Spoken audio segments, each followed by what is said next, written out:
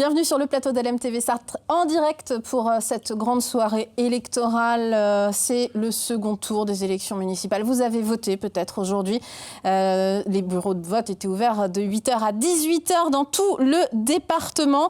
Et 124 000 électeurs inscrits étaient invités dans 8 communes sartoises à aller voter pour ce second tour. Avec moi toute la soirée, comme la semaine dernière, j'ai le plaisir d'avoir à mes côtés Emmanuel Chevreul, notre consultant, géopolitologue, politologue, enseignant. Oui, c'est plus ça. Enseignant. Ah, voilà. Et vous allez nous éclairer de vos lumières, puisque vous êtes un fin connaisseur de ce territoire qu'est la Sarthe et des communes dont on va parler ce soir. Tout à fait. Oui, et on vous remercie en tout cas d'être là. Le dispositif, comme la semaine dernière, nous avons des duplex. On commence à la Flèche avec Anthony Piton, puisque la Flèche est un enjeu. Il y a un enjeu fort ce soir dans cette commune du Sud-Sarthe.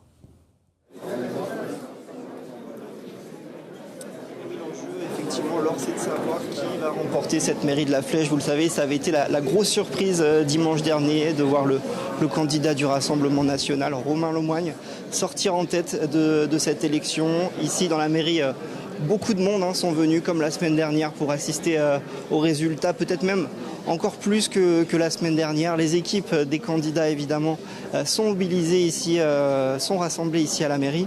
Ce que je peux vous dire, c'est le taux de participation à 17h qui s'établissait à 70%. C'est 5 points de plus que dimanche dernier. Reste à savoir à qui va profiter ce sursaut de mobilisation.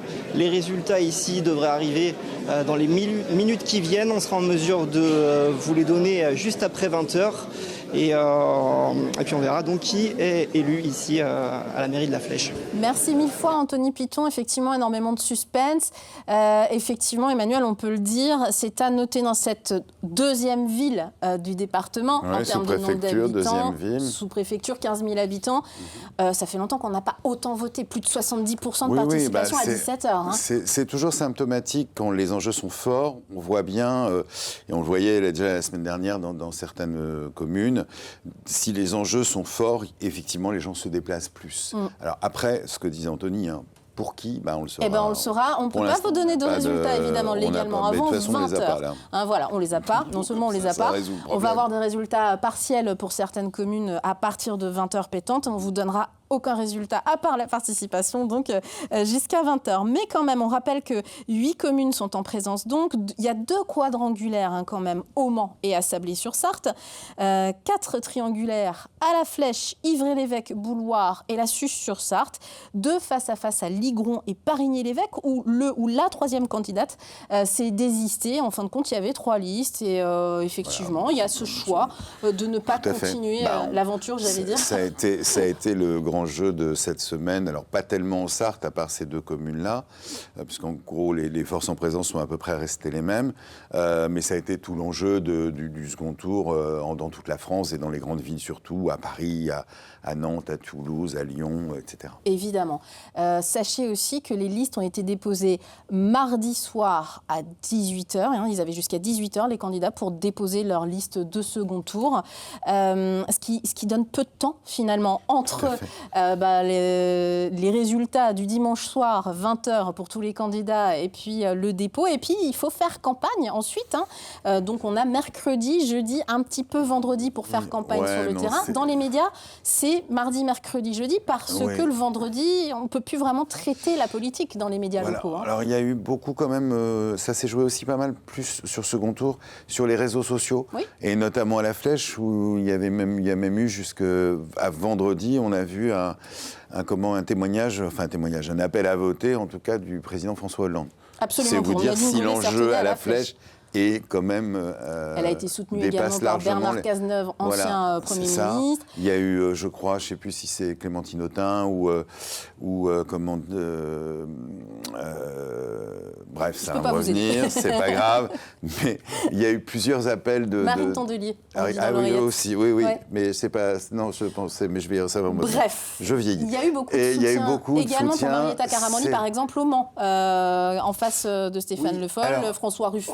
Ruffin, non, mais je confondais. François Ruffin, je croyais qu'il avait aussi appelé à soutenir Nadine Grelier-Certenais. J'ai vu son soutien à Marietta Caramoli, oui, là, c'est très clair Mans, aussi. Effectivement. Voilà, bon. Mais après... Alors justement, Le Mans, quand même, le chef-lieu de la Sarthe. Oui. On voit Marietta Karamanli. Notre journaliste Prune Avemani sera en duplex avec nous. Prune, c'est à vous. Vous êtes en mairie du Mans, quelques minutes avant les résultats. Oui, Laure, les bureaux de vote au Mans ont fermé à 18h et tous les présidents sont arrivés ici à la mairie qui commence à se remplir petit à petit. La question de ce soir, c'est de savoir si le maire sortant, Stéphane Le Foll, va conserver ou non son avance de la semaine dernière. Pour rappel, il avait obtenu 43,59% des voix. C'est près de 20 points de plus que la liste juste derrière celle de Marietta Karamanli. Donc aujourd'hui, on a 4 listes. La semaine dernière, c'était 7. On a donc 2 listes à droite, celle d'Olivier Sasso, Union de la droite et du centre, celle de Victoria de Vigneral, candidate du Rassemblement national, et puis les 2 listes de gauche dont on vient de parler, celle du maire sortant socialiste Stéphane Le Foll et celle de Marietta Karamanli, liste large d'Union de la gauche contre le maire sortant. L'autre enjeu de ce soir, c'est celui de la participation. Elle était de 44,38% à 17h et les premiers résultats arriveront donc d'ici quelques minutes. Et au Mans, 44,38% des électeurs sont allés voter à 17h. Évidemment, je vous donne la participation telle qu'on la connaît à 17h. On la connaîtra définitivement dans quelques minutes. C'est à peu près 52,05 €. Alors autant pour moi, c'est à peu près la même chose en fait que lors des derniers scrutins. 2020, on le rappelle, c'était un scrutin vraiment à part, donc c'est pas la référence, c'est plutôt 2014. Et effectivement, on était en plein Covid, puisque le lendemain du premier tour des élections municipales en 2020, on entrait dans notre premier confinement. Et donc c'était une situation quand même inédite sur notre plateau. Des invités toute la soirée également viennent d'arriver avec nous. René de Nicolaï, nouveau maire du Lude, bienvenue. Merci beaucoup, merci pour votre invitation. Avec plaisir. Voilà, bienvenue. Élu au premier tour des élections, on en reparlera évidemment dans cette commune du Lude à plus de 80% des voix. Et à côté de nous, Maël Briand, candidat Le Mans Ville Humaine, liste LFI. On se souvient qu'on vous a vu lors du débat d'avant-premier tour au Mans, qu'on a organisé avec les confrères de Radio Alpa, Le Mans Libre et Ouest France. Vous avez obtenu 7,01% des voix lors de ce premier tour. Et vous nous faites l'amitié de venir sur ce plateau pour parler un petit peu quand même de l'après et puis analyser ces résultats qui vont tomber à 20h avec nous. Donc merci d'être là. Ce que l'on peut dire, Emmanuel Chevreul, effectivement, c'est qu'un entre-deux tours, ce qu'on disait, c'est que c'est extrêmement court pour continuer une campagne. Et c'est vraiment la dernière ligne droite. Les candidats sont déjà probablement fatigués de la campagne, j'imagine. Oui, mais nous, c'est pas grave. Non, en fait, oui, on est dans une dynamique. Donc, en général, le second tour... Alors, c'est vrai qu'il y a des... en France, on donnera quelques résultats nationaux tout à l'heure, mais c'est vrai qu'on est dans une dynamique. Donc une campagne, elle a démarré bien avant, et là, dans ces 3-4 derniers jours, finalement, voilà. Alors, effectivement, il y a... effectivement, il y a quand même du suspense. On va être honnête, pas énormément au Mans, si ce n'est plus sur les chiffres, mais guère sur le résultat final. Par contre, il y a un énorme suspense à la Flèche. Évidemment. Et à Sablé, parce que Sablé, c'est aussi très serré. Notamment même si les enjeux ne sont pas les mêmes. Ils ne sont pas les mêmes, mais entre Nicolas Ledière et donc, Benoît Nicolardo, c'est vrai que c'était serré au premier tour. Voilà, les enjeux sont très serrés.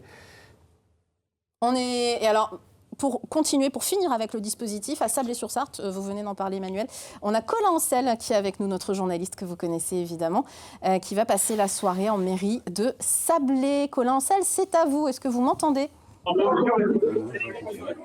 Oui, Laure, je vous reçois. Bonsoir Laure, bonsoir à toutes et à tous. Je suis à Sablé-sur-Sarthe, il y a environ 100 à 200 personnes là qui sont les résultats, vous en parliez, c'est une quadrangulaire ici à Sablé, entre Benoît Nicolardo de la liste Tous pour Sablé face au maire sortant Nicolas Ledière. Vous m'entendez ? Les deux autres candidats sont le Rassemblement pour Sablé, mené par Franck Desgranges, et Fabrice Brivin pour l'Union de la gauche. Les résultats, il va falloir être patient. La semaine dernière, c'était tombé aux alentours de 20h45. Merci beaucoup, Colin. Effectivement, ça va peut-être aller plus vite pour ce second tour, les résultats à la Flèche. Il n'y a pas de règle. Il n'y a pas de règle, mais... Il faut attendre le dépouillement de chaque bureau de vote, en fait. Mais en vrai, à 20h, vous aurez les résultats. À 20h pile, on aura les résultats. Messieurs, on va commencer par un nouvel élu, René de Nicolaï, maire du Lude, élu au premier tour. Donc, c'était votre première campagne pour les municipales. Oui, comment vous l'avez vécu?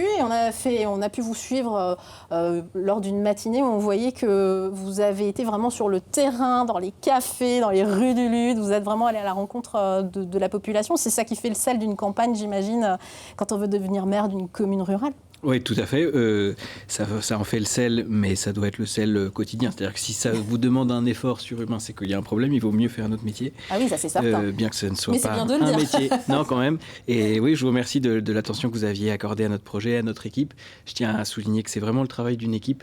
Je crois que c'est elle qui a séduit les Ludois et les Dicéens, et on a eu notre conseil d'installation cet après-midi pour se mettre vraiment au travail. C'était une première campagne pour vous, mais vous n'êtes pas tout à fait novice en politique. Vous connaissez un petit peu justement les rouages. Est-ce que c'est important quand on se lance de ne pas être tout à fait novice, ou ça n'a pas d'importance finalement pour une commune comme le Lude? Oui, non, je vous remercie de votre question. Alors évidemment, tous les terrains sont différents. Moi, c'était pas un terrain parmi d'autres. C'est chez moi, là où ma famille et puis moi, mes attaches sont.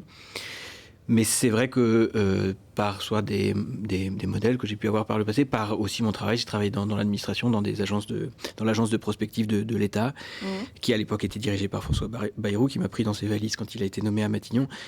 Évidemment, il n'y a pas de transcription immédiate, et Dieu merci.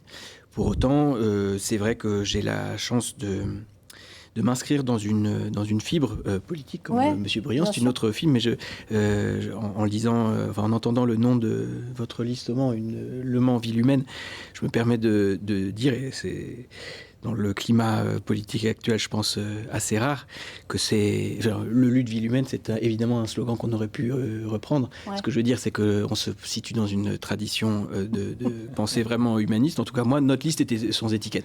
Oui, mais moi, je ne fais pas mystère. Comme un démocrate chrétien. Je ne fais absolument pas mystère de mes attaches. Et oui, c'est sûr que c'est formateur. Oui, j'imagine. Un jeune candidat, donc jeune maire du Lude. Ça y est, le conseil municipal d'installation a été fait vendredi soir. Et il a été fait tout à l'heure, à 14h30. Ah, c'était dimanche, vous. Non, alors, il y en a pour qui c'est vendredi, il y en a pour qui c'est dimanche. Voilà, c'est censé être entre 5 et 7 jours, oui. Et il n'y a pas eu de putsch entre l'élection et cet après-midi. J'ai bien élu par le conseil municipal, maire, parce que 27 voix de la majorité. Parfait. Il faut le rappeler ça aussi, parce qu'en fait, on vote pour un maire, mais en fait, non, on vote pour une liste, et c'est le conseil municipal qui vote pour le maire ensuite. Il y a des cas très rares, mais ça arrive, et c'est arrivé encore là, dans l'Orne, à Val-Frambert, où le candidat qui avait fait en plus polémique parce qu'il avait été victime d'insultes homophobes, et sa liste a gagné, mais pendant la semaine, ses colistiers se sont retournés, enfin, je ne sais pas très bien, voilà. Bref, il n'a pas été élu. Et on avait connu ça il y a quelques années, alors là, c'est le vieux qui parle.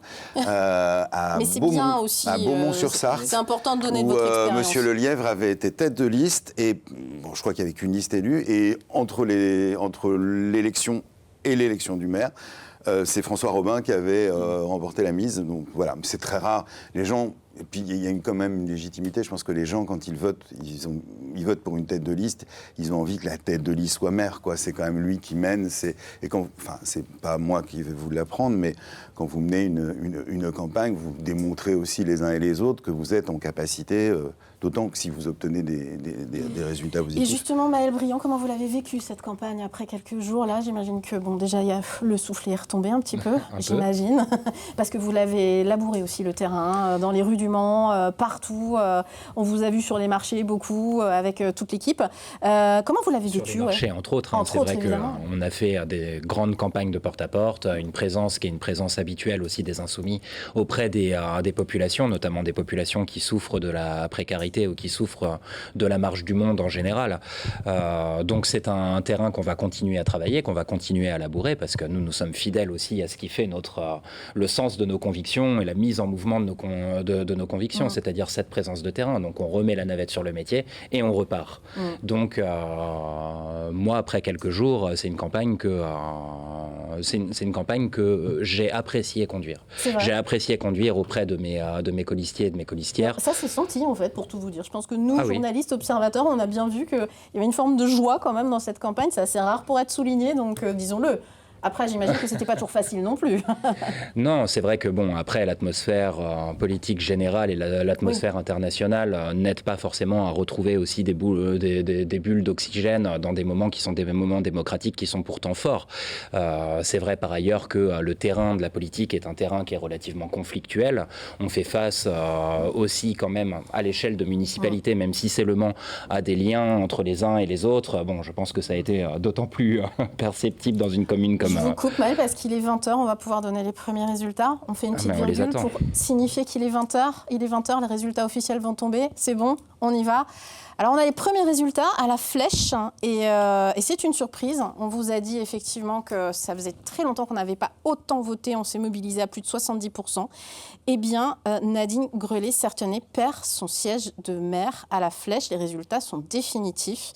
Elle vient de faire un discours devant ses soutiens en mairie de la Flèche. C'est Romain Lemoigne pour le Rassemblement national, liste Rassemblement pour la Flèche, qui gagne avec 46,75% des voix. Michel Da Silva, le troisième candidat, arrive avec 8,28%.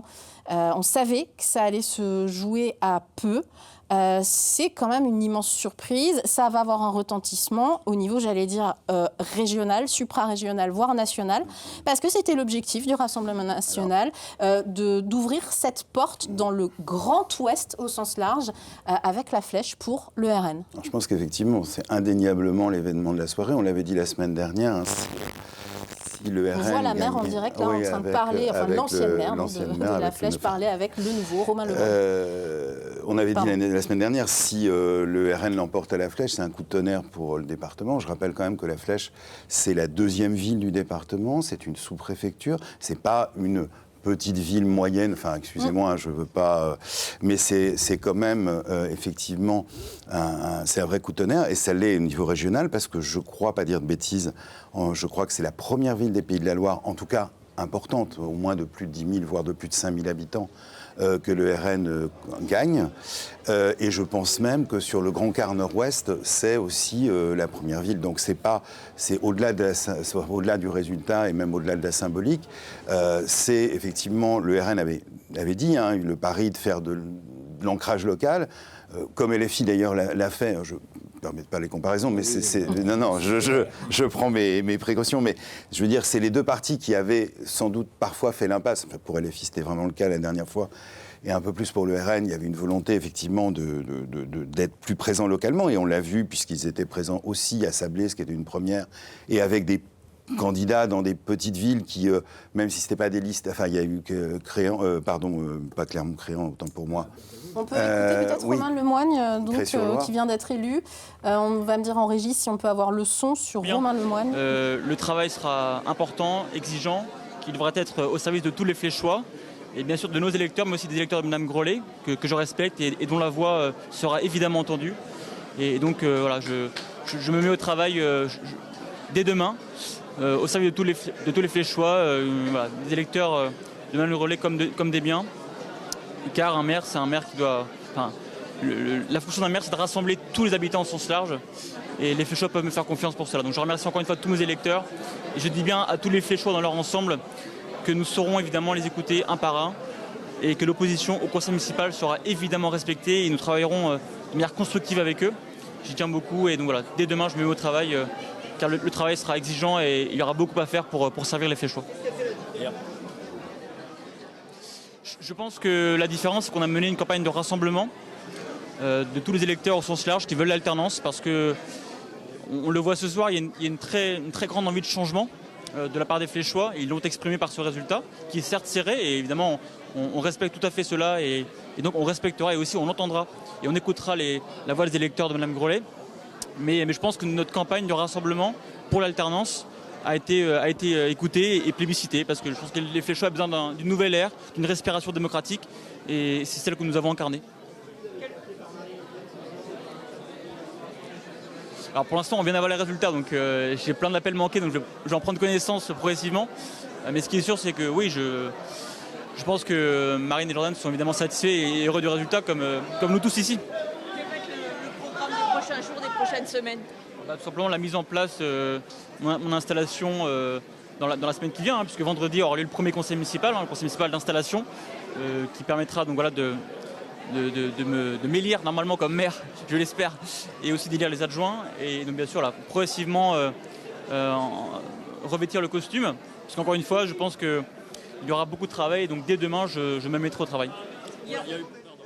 Romain Lemoigne, le premier maire Rassemblement national du Grand Ouest. C'est presque historique, en vérité. En cas, il vient d'avoir 27 ans. Oui, alors, il est très jeune. Et évidemment, il a été énormément accompagné par l'appareil du RN tout au long de cette campagne qui a été bonne. La campagne a été vraiment excellente, notamment sur les réseaux sociaux. Ça, c'est quand même ce qu'on a pu constater. Néanmoins, aujourd'hui, on peut se poser la question de savoir effectivement qui va gouverner réellement la Flèche. Non, je pense que... Alors, il y a plusieurs choses à dire. D'abord, ce que vous disiez, c'est qu'on a on a plus de suffrages exprimés cette semaine, donc il y a une légitimité, même s'il n'atteint pas les 50%. 46-75, c'est pas mal. En gros, ça veut dire qu'il a récupéré une partie des voix des LR, enfin du candidat LR, qui ne s'est pas désisté. Là aussi, c'est un vrai questionnement. Il a fait 16,84% au premier tour. Là, il fait 8,28. En effet, il a pris... Les voix se sont transférées, quoi. On ne sait pas ce qui serait passé, mais c'est vrai que ça pose une question.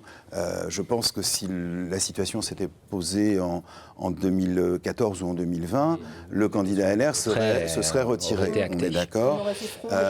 Il y a autre chose qui pose question quand même aussi, c'est que ce candidat, enfin ce maire, puisque c'est le maire maintenant, au-delà du fait qu'il soit jeune, il y a encore quelques mois, il n'habitait pas la Flèche. Donc c'est assez étonnant. Il y a plein de questions à se poser et je pense que tout le monde va s'en poser parce qu'on parle toujours des parachutages, etc. Et là, effectivement, on a un candidat, alors certes, qui était sur la circonscription depuis quelque temps. On sait très bien que dans un premier temps, il visait plutôt Écomois. Bon, bien visiblement, lui en a pris, mais je pense que là, il y a des études. Le RN a des dispositifs très élaborés pour voir là où il faut aller, etc.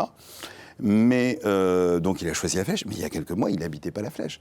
Donc pour le coup, on a un jeune parachuté qui débarque dans la ville et qui se fait... Ça pose énormément de questions. Mais je vais laisser... je voudrais... Oui, voilà. 3 points rapides d'analyse. La première, et ça, c'est dans la continuité de ce que vient de dire M. Chevreul, c'est la réussite, le succès, il faut le dire, au sens descriptif, d'une stratégie d'implantation et de conquête dont on voit bien depuis des années en quoi elle consiste. C'est-à-dire que, et on l'avait vu lors des dernières législatives, les gens votaient pour, comme a dit M. Lemoigne, Marine et Jordan, et avec tout le respect qu'on peut devoir aux personnes et à leur qualité, c'était Marine et Jordan qui comptaient beaucoup plus que les personnes. Et je crois que c'est ce qui s'est passé manifestement à la Flèche. Et 2 derniers points. Dans ce qu'a dit M.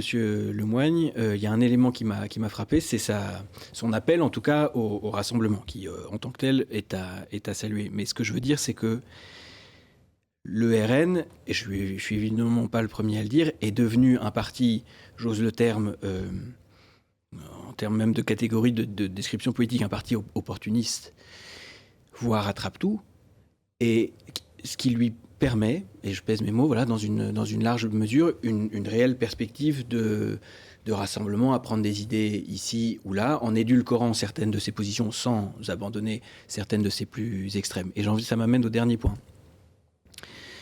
On parlait de l'époque du Front républicain et de sa fin. Je crois, et ça c'est vraiment une conviction personnelle, que tant que les politiques qui ne sont, pour dire les choses un peu à l'emporte-pièce, ni RN, ni extrême gauche, puisque c'est cette double opposition qu'on évoque souvent, sont condamnés à perdre, parce que les gens, et je les comprends, ne votent pas contre. Ils ne votent pas avant tout contre. Critiquer un projet, c'est tout à fait légitime, c'est souvent nécessaire, mais si on ne donne pas aux gens et aux électeurs un horizon désirable, je pense que le projet est voué à l'échec. Maël Oyan, vous voulez peut-être répondre à ça ? Mais évidemment, parce que là où... alors déjà dire que la victoire de Romain Lemoigne ce soir est une catastrophe. Pour l'ensemble du département, vous l'avez rappelé, c'est une sous-préfecture, c'est un point d'entrée qui irrigue sur toute la banane de la 3e circonscription, dont la vôtre, et il va falloir être très vigilant, je crois, dans votre propre mandat pour contenir les assauts du Rassemblement national, si vous voulez continuer à faire en sorte que la Flèche soit une ville humaine. Mais c'est aussi une sous... C'est pas mon job, à ce que le LUD reste une ville humaine. Loin, c'est vrai. Tout à fait, mais c'est aussi une sous-préfecture qui irrigue sur la 4e circonscription, et on sait que Marie-Caroline Le Pen a tenté de s'y implanter encore l'été 2024. Donc c'est un risque que de revoir justement l'ombre de ce spectre fascisant.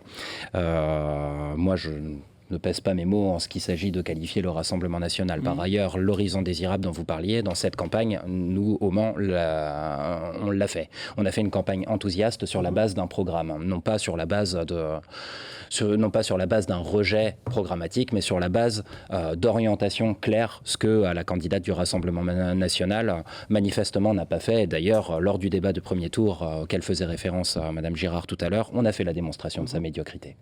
On a fait la démonstration de la médiocrité des candidats du Rassemblement national en ce qu'il s'agit de maîtriser des dossiers ou de les conduire à bien ou même d'en connaître la profondeur. Et moi, ce que je tiens à dire, c'est ma colère à l'égard de la droite départementale. Dominique Le Ménère n'a pas levé le petit doigt dans cette campagne. Dans cette campagne à la Flèche, dans cet entre-deux tours, il aurait pu faire la différence.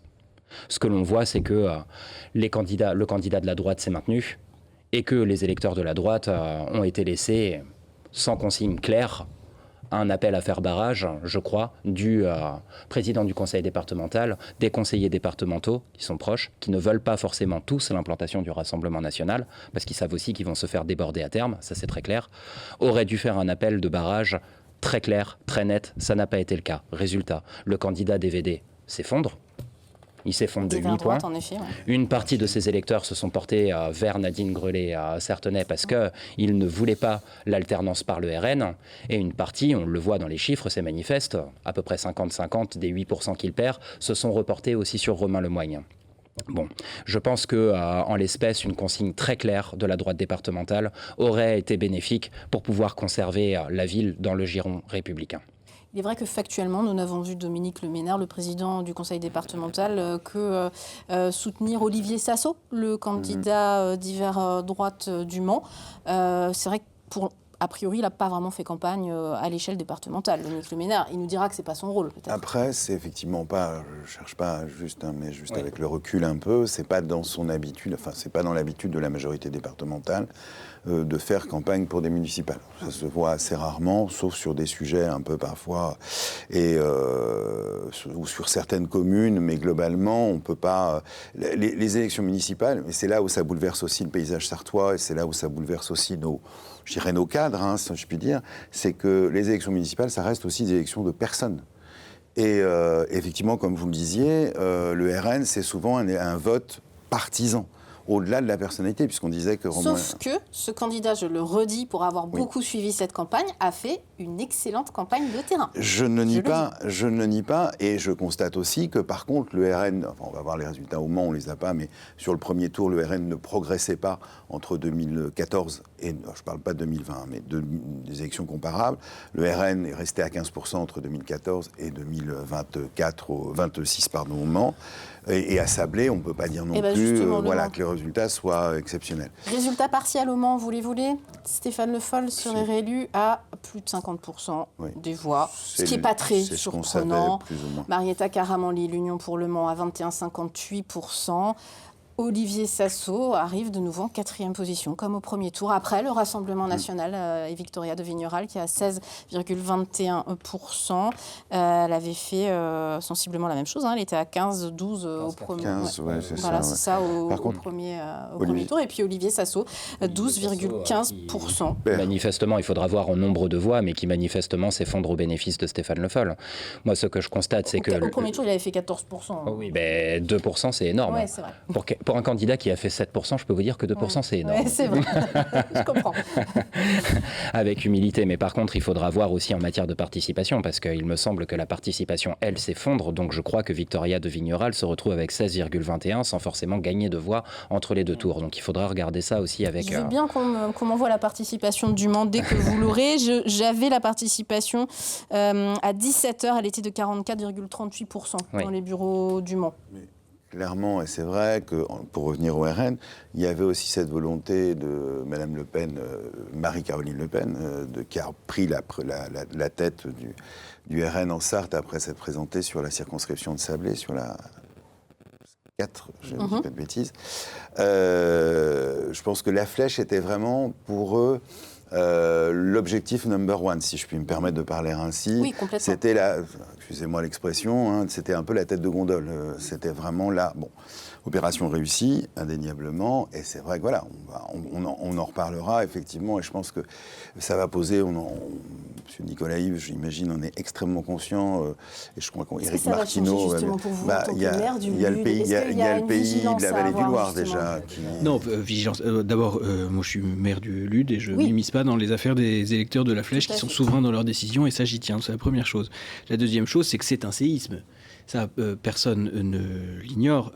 La Flèche, ville d'enseignement et d'enseignants, dont je suis.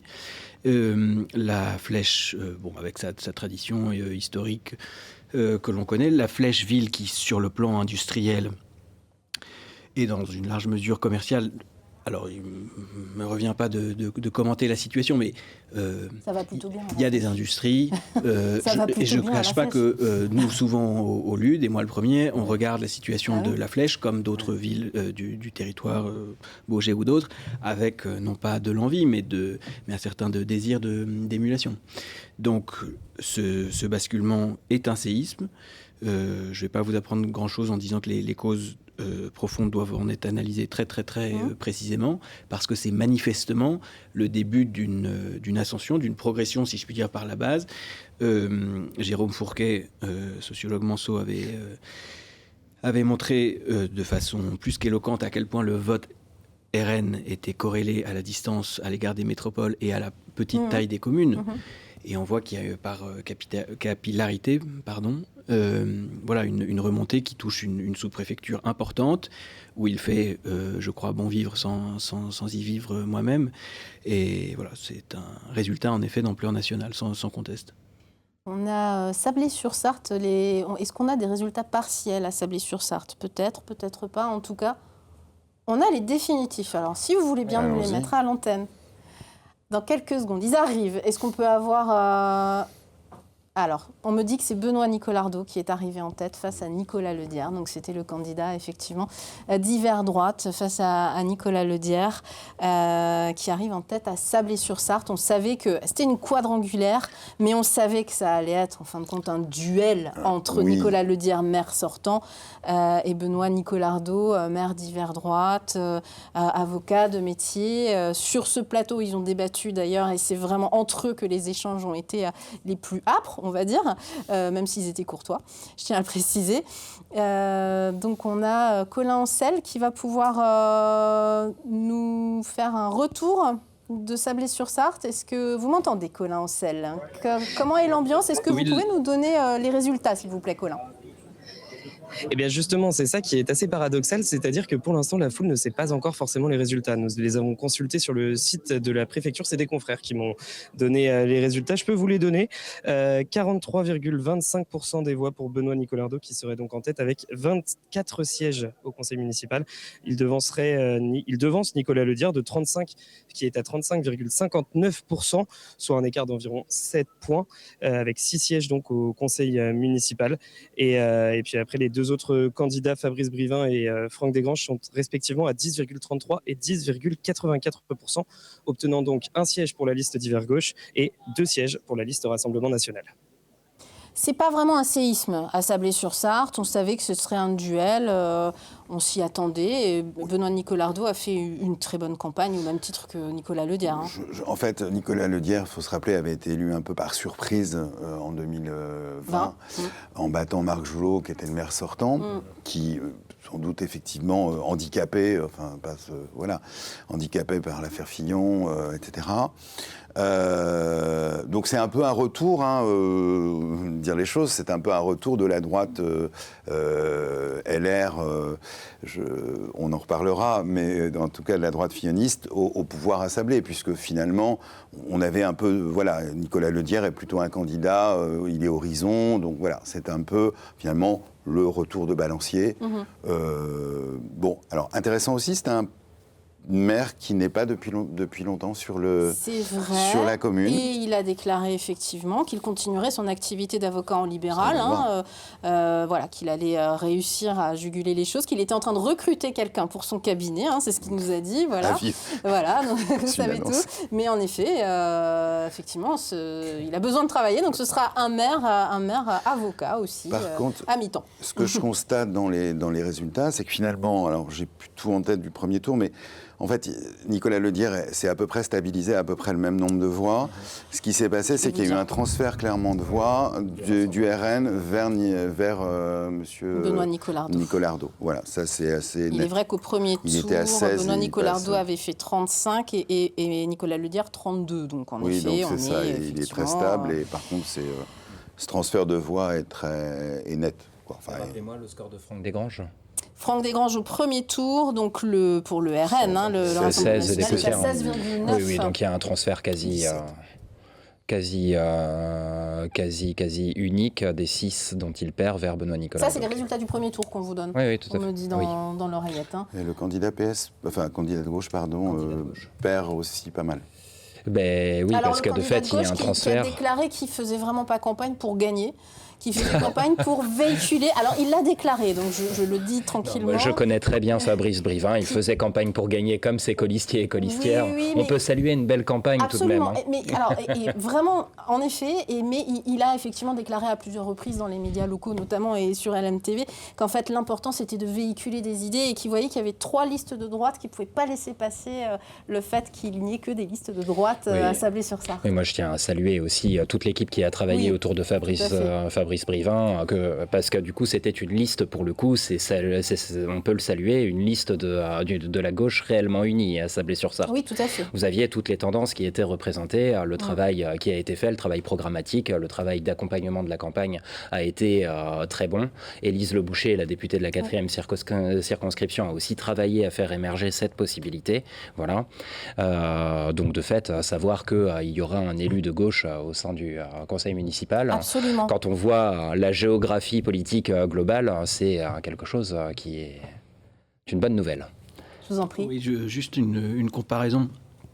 Je trouve intéressant de comparer le cas de la Flèche avec celui d'une commune qu'on évoquait à l'instant, immédiatement limitrophe, qui est celle de Bazouges-Cré-sur-Loire, alors qui est nettement plus petite, mais qui voyait également s'opposer la liste du maire sortant, Guénaël de Ségazan, liste sans étiquette, une liste RN, soutenue avec le grand renfort de troupes par les cadres du parti, et puis une liste de gauche.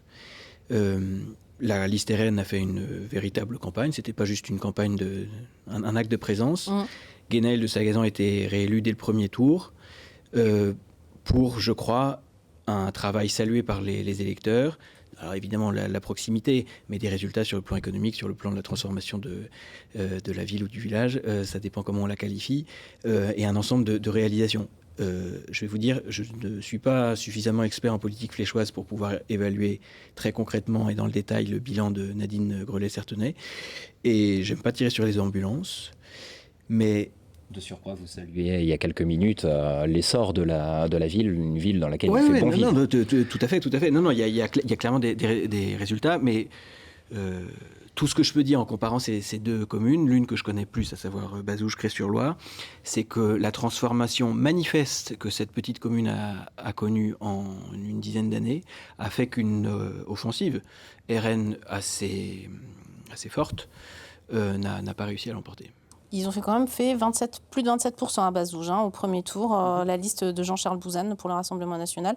Mais en effet, Gunaël de Sagazan est sorti avec 55,32% des voix. Pour aller dans le sens de M. de Nicolaï, c'est vrai que l'un des sujets, sur la flèche, ça perturbe beaucoup, je pense que ça perturbe tout le monde, effectivement, en plus, en ce cas particulier, parce qu'effectivement, là où il y a eu des candidats RN, sur ces municipales, ce qui était, je le rappelle, une première, puisque jusqu'à maintenant, à Parlement, il n'y avait jamais eu de candidats RN.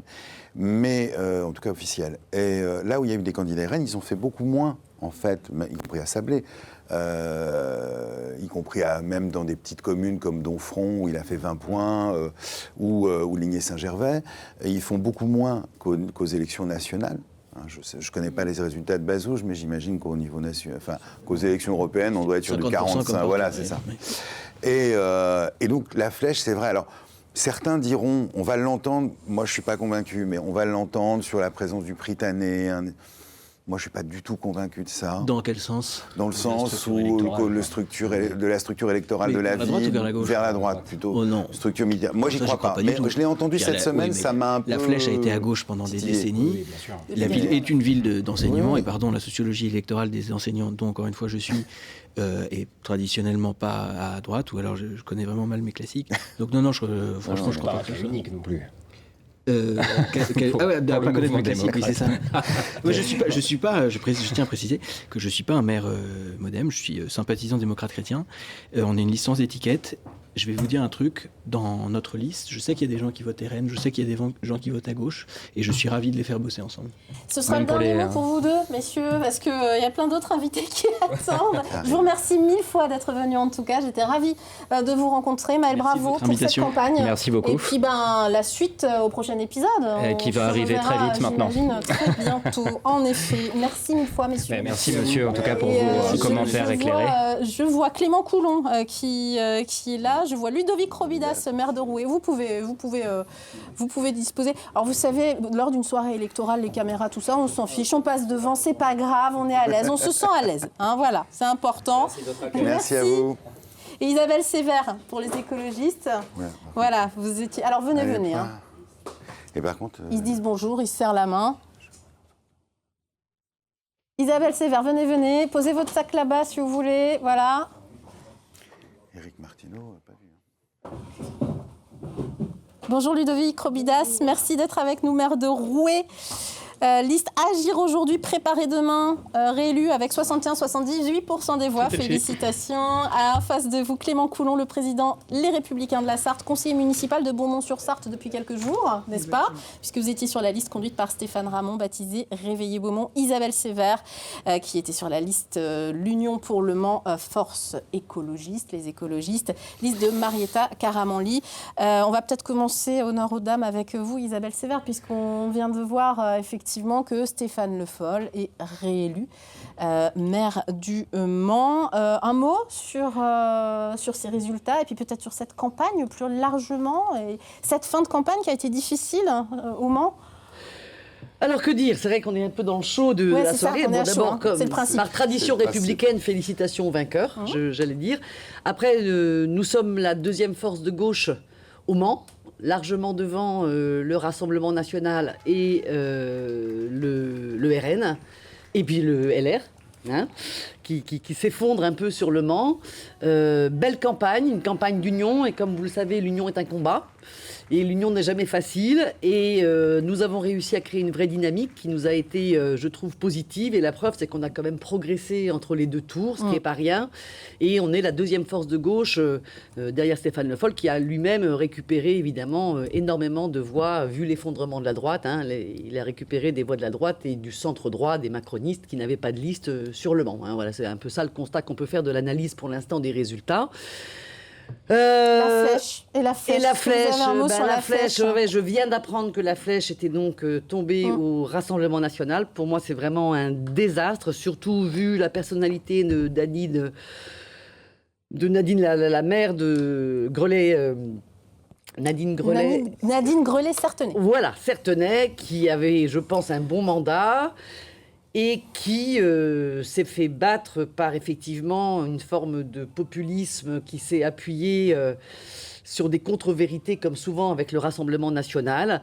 Et c'est vraiment quelque chose d'assez dramatique parce que c'est une porte d'entrée pour le Rassemblement national qui a mis les moyens. Bien justement, Nadine Grelet-Certenais, on a sa réaction à Nadine Grelet-Certenais, on peut l'écouter si vous voulez bien. Bureau numéro 14. Nombre d'inscrits 653. Nombre de votants 497. Nul 5. Blanc 4.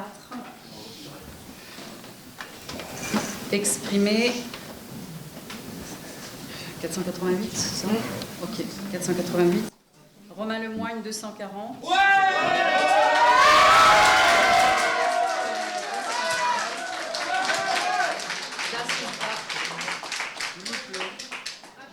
Nadine Grelet-Certenais 219, Michel Da Silva 29.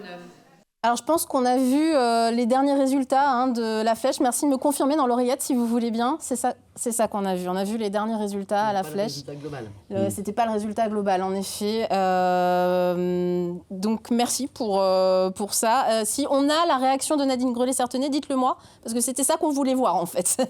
Je vous remercie Clément Coulon, votre réaction, vous, par rapport à la flèche, justement, parce que c'est un petit peu le séisme dont on parle depuis le début de la soirée, avec Maëlle Briand, tout à l'heure, de la liste LFI, qui disait qu'il y avait une responsabilité de la majorité départementale, notamment, qui n'avait pas fait campagne ou qui n'avait pas appelé à un front républicain, notamment. Votre réaction par rapport à ça, Clément Coulon ? Alors, la majorité départementale a sans doute le dos large. Je pense qu'il ne faut pas déjà blâmer, quels que soient les résultats. Je ne blâmerai jamais les électeurs parce que je suis un démocrate et donc je respecte les choix des électeurs. Moi, en ce qui me concerne, je soutenais avec la Fédération Les Républicains Michel Da Silva, dont je veux saluer lui et l'ensemble de son équipe pour cette belle campagne qu'ils ont menée. Aujourd'hui, il y a une bascule RN. C'est la première fois en Sarthe que l'on a une commune et qui n'est pas rien, la Flèche qui est sous-préfecture.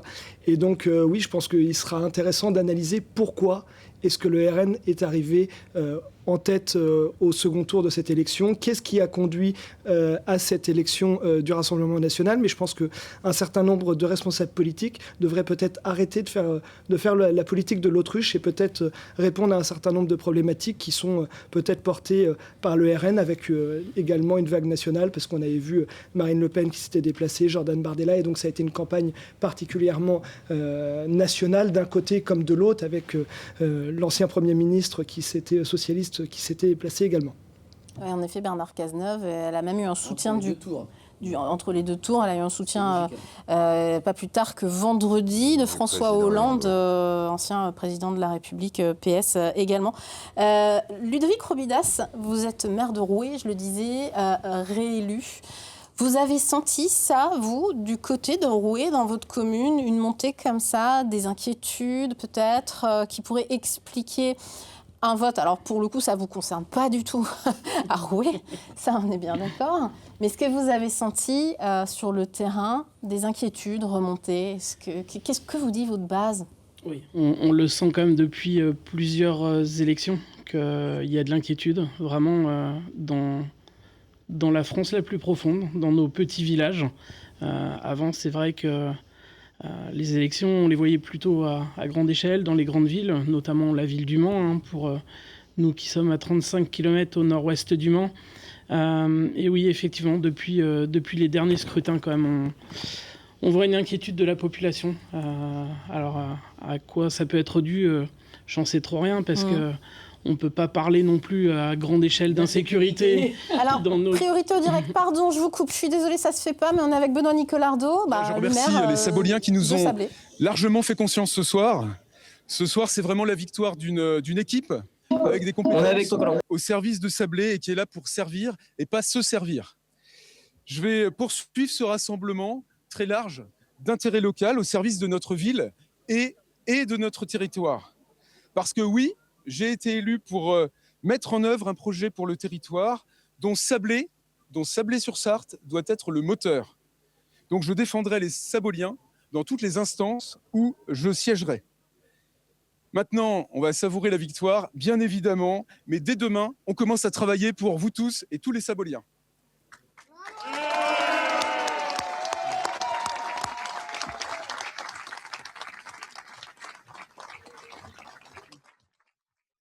Voilà, eh bien, le nouveau maire de Sablé-sur-Sarthe, Benoît Nicolas Ardaud, qui donc a devancé Nicolas Ledière, donc qui perd la fonction. Donc pardon, mille excuses, Ludovic Robidas, vous savez, c'est la règle lors des soirées électorales, ça vient de partout. Là, on est en direct avec le nouveau maire de Sablé. Oui, les inquiétudes, c'est très difficile pour vous, effectivement, d'évaluer d'où elles proviennent. Et même dans des communes comme Roué, où j'ai eu la chance d'aller à plusieurs reprises, où on vit plutôt bien, où il y a des commerces qui ouvrent et pas que des commerces qui ferment. Enfin, voilà. C'est ça.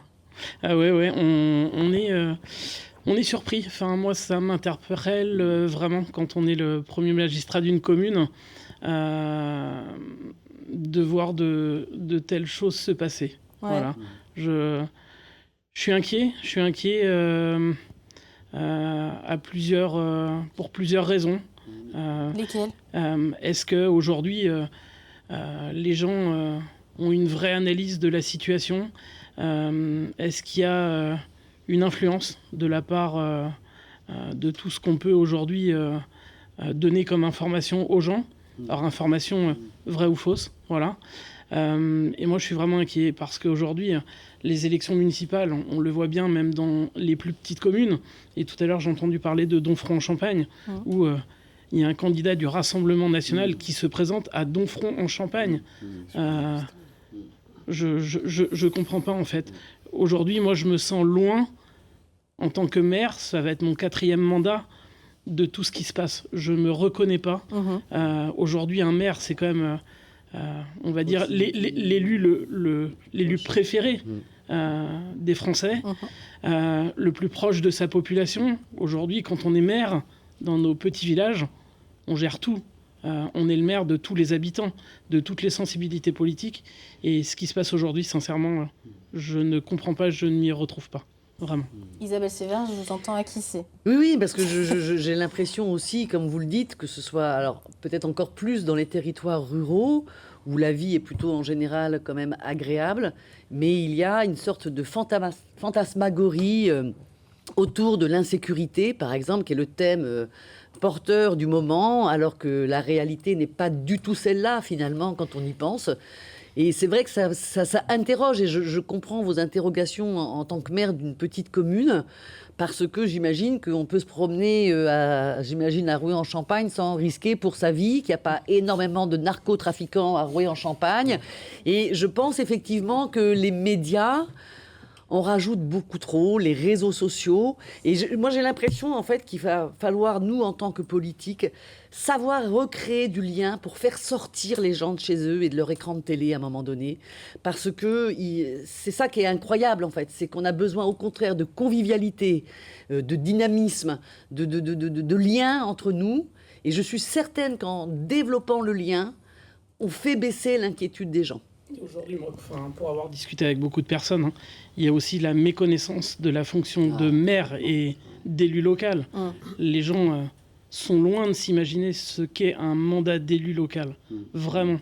Et il va être important peut-être de refaire une grosse communication sur ce qu'on attend aujourd'hui d'un maire et de conseillers municipaux.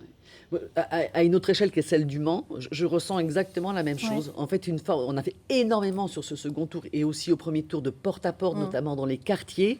Et je note effectivement une forme de méconnaissance des enjeux institutionnels, des enjeux municipaux, les compétences, ne serait-ce que les compétences d'un maire. Et en même temps, pas plus tard qu'hier, j'étais dans le quartier de Vauguyon, je disais à des jeunes... Mais est-ce que tu sais l'importance d'un mandat municipal ? La municipalité, c'est ton tarif de tramway, c'est le tarif à ta cantine, c'est tes vacances de colo. Enfin, c'est des choses hyper concrètes, en fait. Et en fait, je pense qu'il y a cette vraie... Et je pense qu'on a un énorme travail collectif à faire, de lien, d'explication, mais aussi d'aller vers les gens, d'abord de les écouter, parce que je pense qu'on n'y arrivera pas si on n'écoute pas les gens. Et nous, c'est ce qu'on a vraiment voulu porter avec la liste l'Union pour le Mans, c'est essayer d'être au plus proche, effectivement, des attentes de nos concitoyens. Non, à moins que Clément Coulon, vous vouliez répondre à ça. Non, moi je voulais juste dire une chose quand même sur les raisons du vote FN. Enfin, je ne les connais pas. RN, pardon, oui. Je suis vieux. Je vous reprends. Excusez-moi, je suis vieux. Je vous en prie. Je vais pas encore. J'appellerai pas les Républicains le RPR. Mais... Alors allez-y. Non, mais c'est pour vous dire. Bref, non. Ce qui me semble aussi important par rapport à ce qui se passe dans les campagnes, il n'y a pas que l'insécurité qui est un sujet fort pour les électeurs du RN.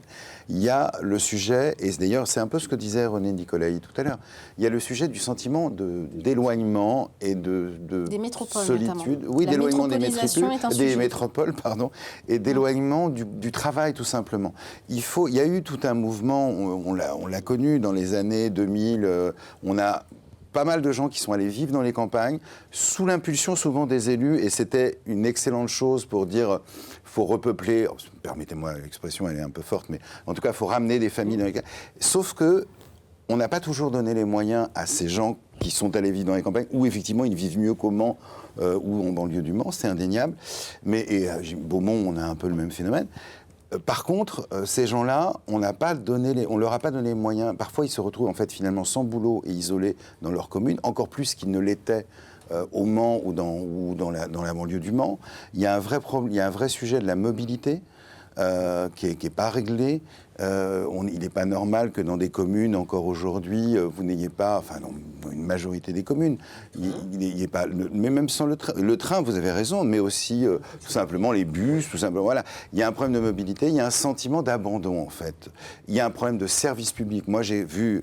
Quand les postes ferment, ça voilà. On le dit quand même sans arrêt, mais c'est une réalité, quand les bureaux de poste ferment... Voilà. Pardon, je suis sur le terrain c'est le service public qui ferme. Depuis les années 2000, même un peu avant. J'ai vu tout au long des années 2000 fermer les postes, fermer les centres des impôts. C'était pas l'endroit le plus agréable où on allait, mais ça avait le mérite de fermer les tribunaux de commerce, les tribunaux d'instance, etc., etc., etc. Donc il y a et je pense que oui, ça on peut en parler. La santé, effectivement, non, mais la santé, c'est même peut-être la première des préoccupations. Et je pense qu'au-delà de la question de la sécurité que le RN met souvent en avant, des votes comme la Flèche peuvent s'expliquer aussi tout simplement parce que, même si, ce qu'on disait, c'est une ville plutôt prospère, qui vit bien, etc., mais il y a ce sentiment d'éloignement et de sentiment de solitude, si je puis dire. Sauf que le RN n'est pas la solution. Ça, mais c'est ça qui est dingue, c'est qu'en fait il faut quand même savoir lire entre les lignes, quoi. Ouais. Et les politiques libérales ne sont pas la solution à la fermeture des services publics. Enfin, je veux dire, c'est ça qui est quand même complètement incompréhensible. C'est-à-dire les gens qui votent pour des partis comme le RN, voire même parfois, excusez-moi Monsieur Coulon, pour la droite, votent parfois contre leurs propres intérêts. Et ça, c'est quand même un sujet, quoi. À un moment donné, ils votent contre leurs propres intérêts. Il n'y a qu'à voir les votes nationaux de ces partis politiques au niveau national. Ben, je veux dire, c'est quand même eux qui votent contre, par exemple, la réduction des inégalités. Ils votent contre l'augmentation du SMIC. Ils ne favorisent absolument pas. Alors, je ne vous parle même pas des votes anti-écologistes de ces partis. C'est un vrai sujet. C'est un vrai sujet. Donc, il y a quand même un problème, quoi, de lecture et de compréhension des programmes politiques et des orientations politiques. Clément Coulon, je pense que... Pour revenir par rapport au vote RN à la Flèche, je pense qu'on peut l'analyser assez longuement. Il faudra peut-être regarder les résultats dans le détail. Je pense que déjà la première chose à prendre en compte, c'est d'une part qu'il y a un sentiment pour un certain nombre d'électeurs RN d'avoir été privés sur les derniers scrutins, je pense aux les dernières législatives, où en fait... il y avait des formes de barrages qui faisaient qu'ils avaient l'impression de ne pas être représentés. Ce qui a fait que là, on a eu sur des municipales, alors qu'on est sur un scrutin, notamment dans des petites communes, beaucoup moins politique, on n'est pas sur du LR, PS, etc. Et en fait, ce qu'il y a, c'est qu'on leur a donné l'occasion de s'exprimer pour un scrutin qui n'est pas celui obligatoirement des municipales. C'est que là, ils n'ont pas voté obligatoirement pour un maire RN, ils ont voté pour Jordan Bardella et Marine Le Pen. Ouais, donc en fait, on est sur quelque chose de totalement différent. Et là, je ne parle même pas de droite ou gauche. Le vrai sujet, c'est qu'aujourd'hui, on a besoin d'avoir des des élus qui sont engagés sur le terrain, et qui portent des idées, qui portent des solutions, et qui ne sont pas là juste pour porter une ligne politique, ou en tout cas d'être un marchepied. Quand on porte une ligne politique, on peut être élu comme Romain Lemoigne à la Flèche, parce que c'est vraiment ce qui s'est passé, quoi. Exactement, mais je pense qu'avoir un élu qui soit... Ah oui, absolument. Nationalement, Marine Le Pen, et c'était assumé, c'était une stratégie vraiment de porte ouverte sur le Grand Ouest par la Flèche, et c'était complètement assumé, ça a été annoncé comme ça par le Rassemblement national, en effet. Mais juste, si je peux me permettre, moi, à l'occasion des élections législatives, il y a 2 ans, j'avais eu l'occasion de porter un sujet qui me tient à cœur et qui va reprendre par rapport à ce qui était évoqué à l'instant, c'est la notion des grands oubliés, la ruralité. Parce qu'on a souvent ce discours qui est tenu en disant oui, les grands oubliés sont souvent la France des quartiers, la France des banlieues, et sauf qu'on oublie souvent que la ruralité est très très souvent oubliée, mais sauf qu'elle ne brûle pas de voitures, elle fait pas de bruit, enfin je caricature, mais vous avez quartiers quand même. Les quartiers brûlent pas tous les jours des voitures. Non, bien sûr, mais vous avez compris ce que je veux dire, c'est que c'est sûr qu'à Beaumont il y a moins d'incivilité. Bien sûr, non, mais ce que je veux dire, c'est que etc. quoi qu'il arrive, en fait, c'est un petit peu une France qui courbe le dos, qui parfois n'a pas toujours, qui n'a pas toujours obligatoirement les aides qui sont apportées, et pour autant elle se plaint pas, elle casse pas, et je pense qu'aujourd'hui c'est important de pouvoir porter le message. C'est ce qui vous a été remonté quand vous avez fait campagne à Beaumont, justement ? Oui, parce que en gros c'est la France qui bosse, c'est la France qui n'a pas envie d'aller manifester, d'aller râler, voilà, c'est un petit peu cette France millénaire, France, je pense notamment au milieu agricole, où forcément on est habitué à la vie difficile, et donc on avance parce qu'on serre les dents, et je pense qu'il y a un certain nombre de personnes qui aujourd'hui se disent oui, nous on en a ras-le-bol et on veut avoir des personnes qui portent. Et tant que je vous ai, Clément Coulon, que dire de la contre-performance du candidat Olivier Sasso pour Le Mans Nouveau Cap, donc le candidat de la droite et du rassemblement des droites au Mans, qui a fait 12,15% dans ce second tour. Il arrive encore une fois un poil après Victoria de Vigneral du Rassemblement national. Comment on explique ça ? Alors tout d'abord, je tiens à saluer la campagne menée par Olivier Sasso, avec à ses côtés Sophie Gambiez et Benoît Barré, qui ont mené une campagne courageuse également, parce qu'on sait que Le Mans, c'est un combat difficile pour la droite. Difficile également parce qu'en 2020, de 2020 à 2026, la droite a été privée d'élus au conseil municipal. Et donc, oui, aujourd'hui, on aurait espéré faire un meilleur score, mais je n'oublie pas une chose, c'est qu'aujourd'hui, la droite fait aussi son retour au conseil municipal du Mans. Alors, c'est pas une grande victoire, mais il faut parfois savoir se réjouir des petites victoires.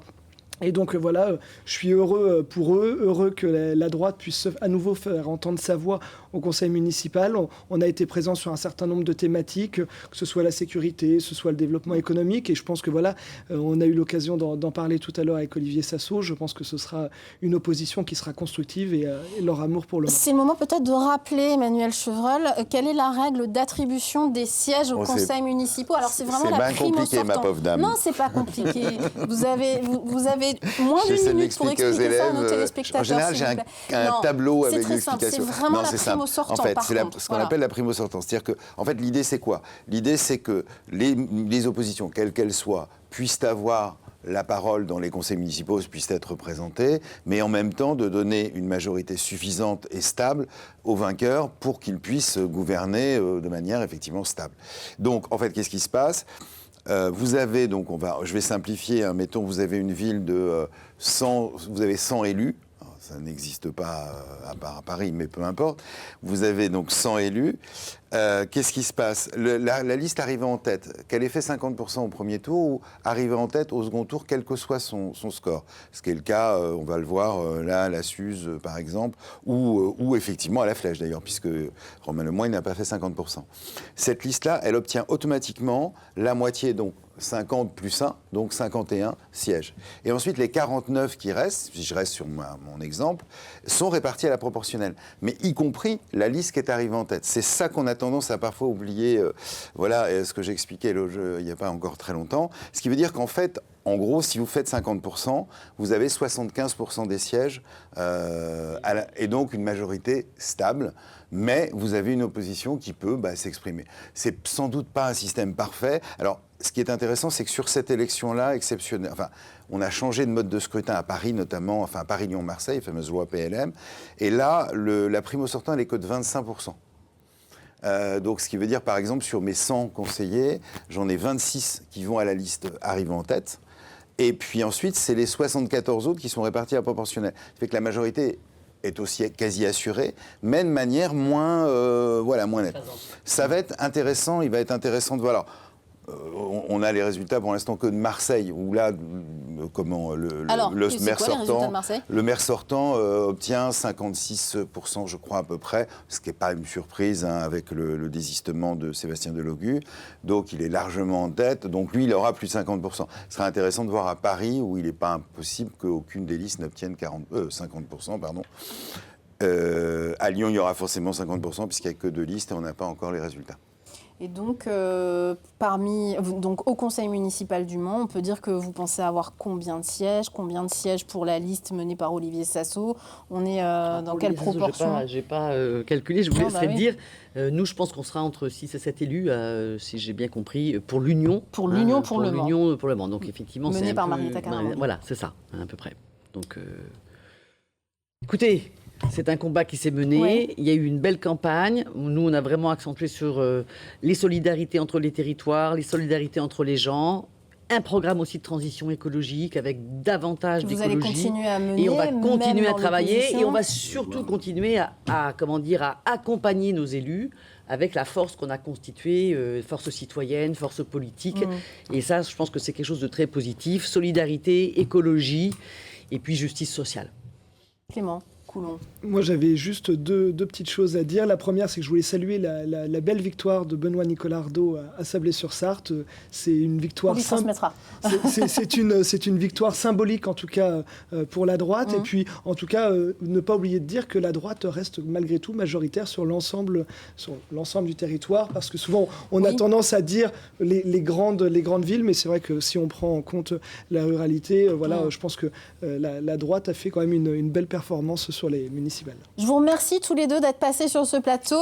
Restez avec nous si vous avez du temps encore à nous consacrer, Ludovic Robidas. Et puis, je vous en prie, Merci pour votre invitation. Merci à vous, merci mille fois. On accueille Christine Tafforo-Hardy, secrétaire fédérale du Parti socialiste en Sarthe, également conseillère régionale. Et Éric Martineau.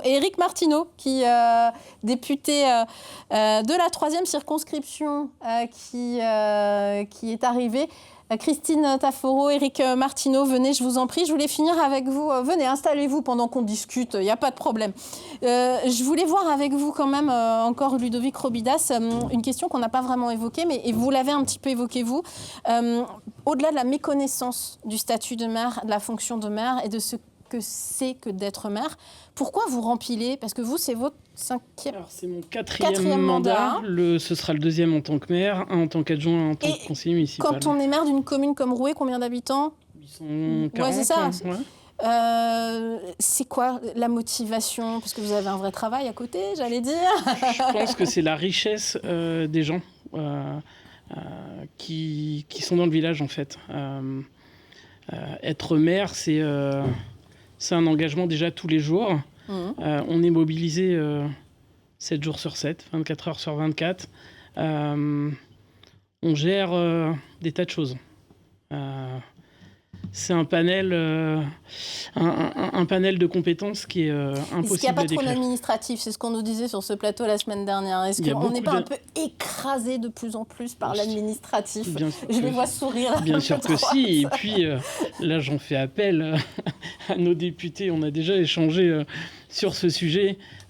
Il faut vraiment nous aider sur toutes ces lois, sur tous ces décrets, sur la lourdeur administrative, les dossiers de subvention qui sont trop complexes pour des structures comme nous. Vraiment, dans nos villages, on a au plus 2 secrétaires de mairie avec une secrétaire générale. C'est beaucoup de temps à passer. Il faut toujours se justifier. Pour certains dossiers, il faut s'engager. avant d'être sûr d'avoir la subvention. Et quand on est maire d'un village avec un budget très serré, il y a des risques qu'on ne peut pas prendre. Donc il faut essayer d'être innovant sur la partie financière, c'est-à-dire être bon gestionnaire. Alors moi, c'est ce que je fais. J'essaie de ne dépenser que ce que j'ai. Et puis les subventions, c'est du bonus. Mais c'est vraiment riche, un mandat de conseiller municipal. Moi, j'aimerais que tout le monde doive y passer, vraiment, parce qu'on n'a pas la même vision des choses. Merci beaucoup, Ludovic Robidas, maire de Rouet, d'être venu sur ce plateau. En direct, Franck Desgranges, le candidat RN de Sablé-sur-Sarthe.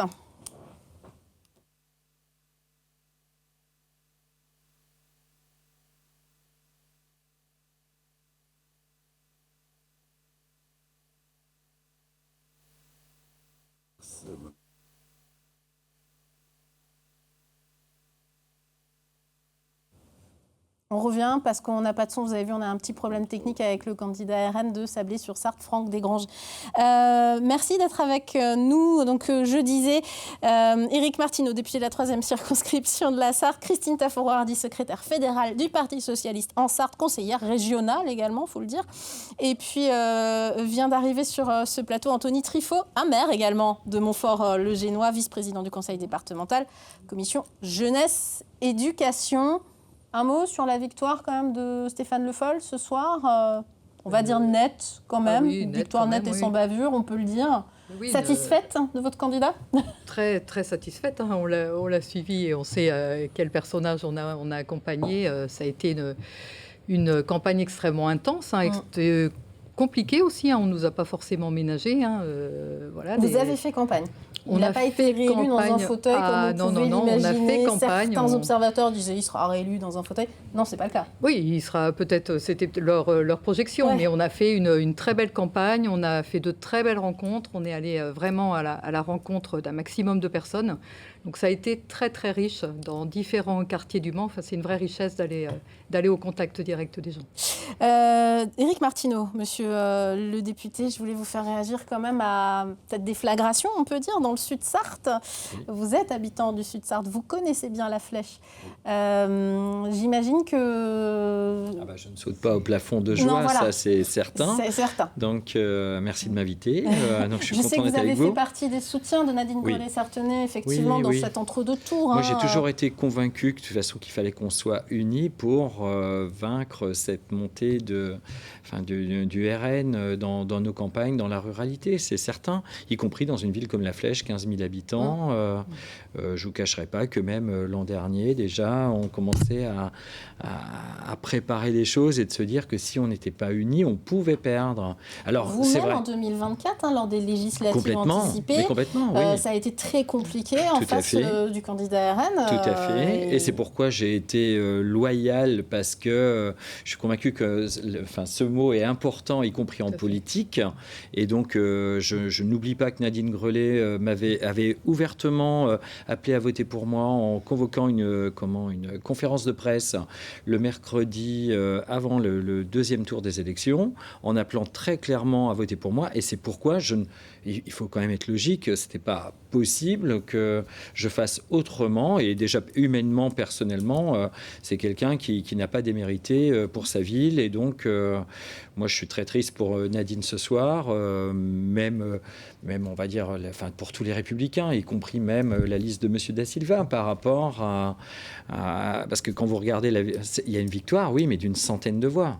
110 voix, ou 130, voilà, donc une bonne centaine de voix. Donc ça veut dire qu'il n'a pas manqué grand-chose. Le discours de Nadine Grelet-Certenais à l'issue de... Voilà, je l'ai là. Je l'ai là. Ça y est, on a le bon. Tout à l'heure, on vous a diffusé un mauvais fichier. Voilà le discours de Nadine Grelet-Certenais à l'issue des résultats. Je veux tout d'abord remercier très sincèrement toutes celles et ceux qui se sont mobilisés dans une participation particulièrement élevée. Cela montre à quel point les Fléchois se sentent concernés par leur avenir. Je veux aussi remercier profondément celles et ceux qui nous ont accordé leur confiance, leur engagement, leur soutien, leur fidélité nous oblige. Ce résultat, bien sûr, nous déçoit, mais il doit être entendu. Au-delà de ce scrutin, il y a les attentes, les inquiétudes, parfois les colères qui se sont exprimées.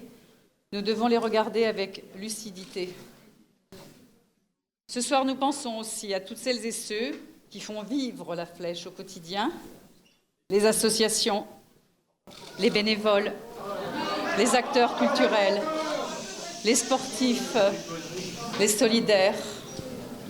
Je veux le dire très simplement, nous restons à vos côtés, parce que nous savons ce que représente pour notre ville la richesse de ce tissu associatif, cette énergie collective, ce vivre ensemble construit au fil des années.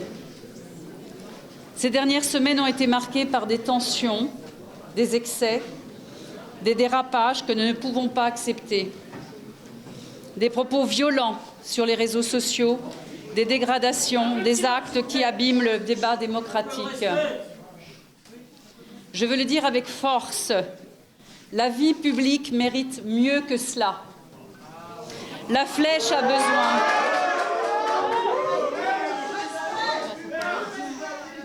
La Flèche a besoin d'apaisement, de respect, de dialogue.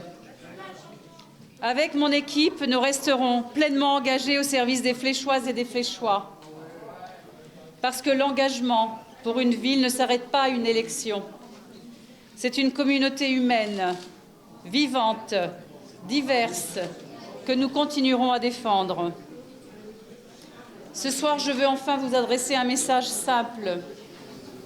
Respectons-nous, retrouvons le calme et continuons à faire vivre ce qui nous unit. La Flèche est plus forte que ces divisions. Merci à toutes et à tous. Je ne sais pas trop qui faire réagir sur ce plateau par rapport au discours de Nadine Grelet-Certenais, qu'on voit extrêmement émue au bord des larmes. Oui, Christine Tafour-Hardy. C'est un moment extrêmement dur, ça c'est sûr. Ouais. Enfin, on est touché parce que ce sont des camarades, parce que c'est le RN en face. Voilà, on ne peut que regretter qu'il n'y ait pas eu un front républicain qui s'y met en place. Nous-mêmes, on l'avait fait, on l'avait mis en place, notamment lors du risque qui courait pour les législatives face au RN. On avait fait notre part du travail parce qu'il était hors de question pour nous que le Rassemblement national ait un député dans la Sarthe.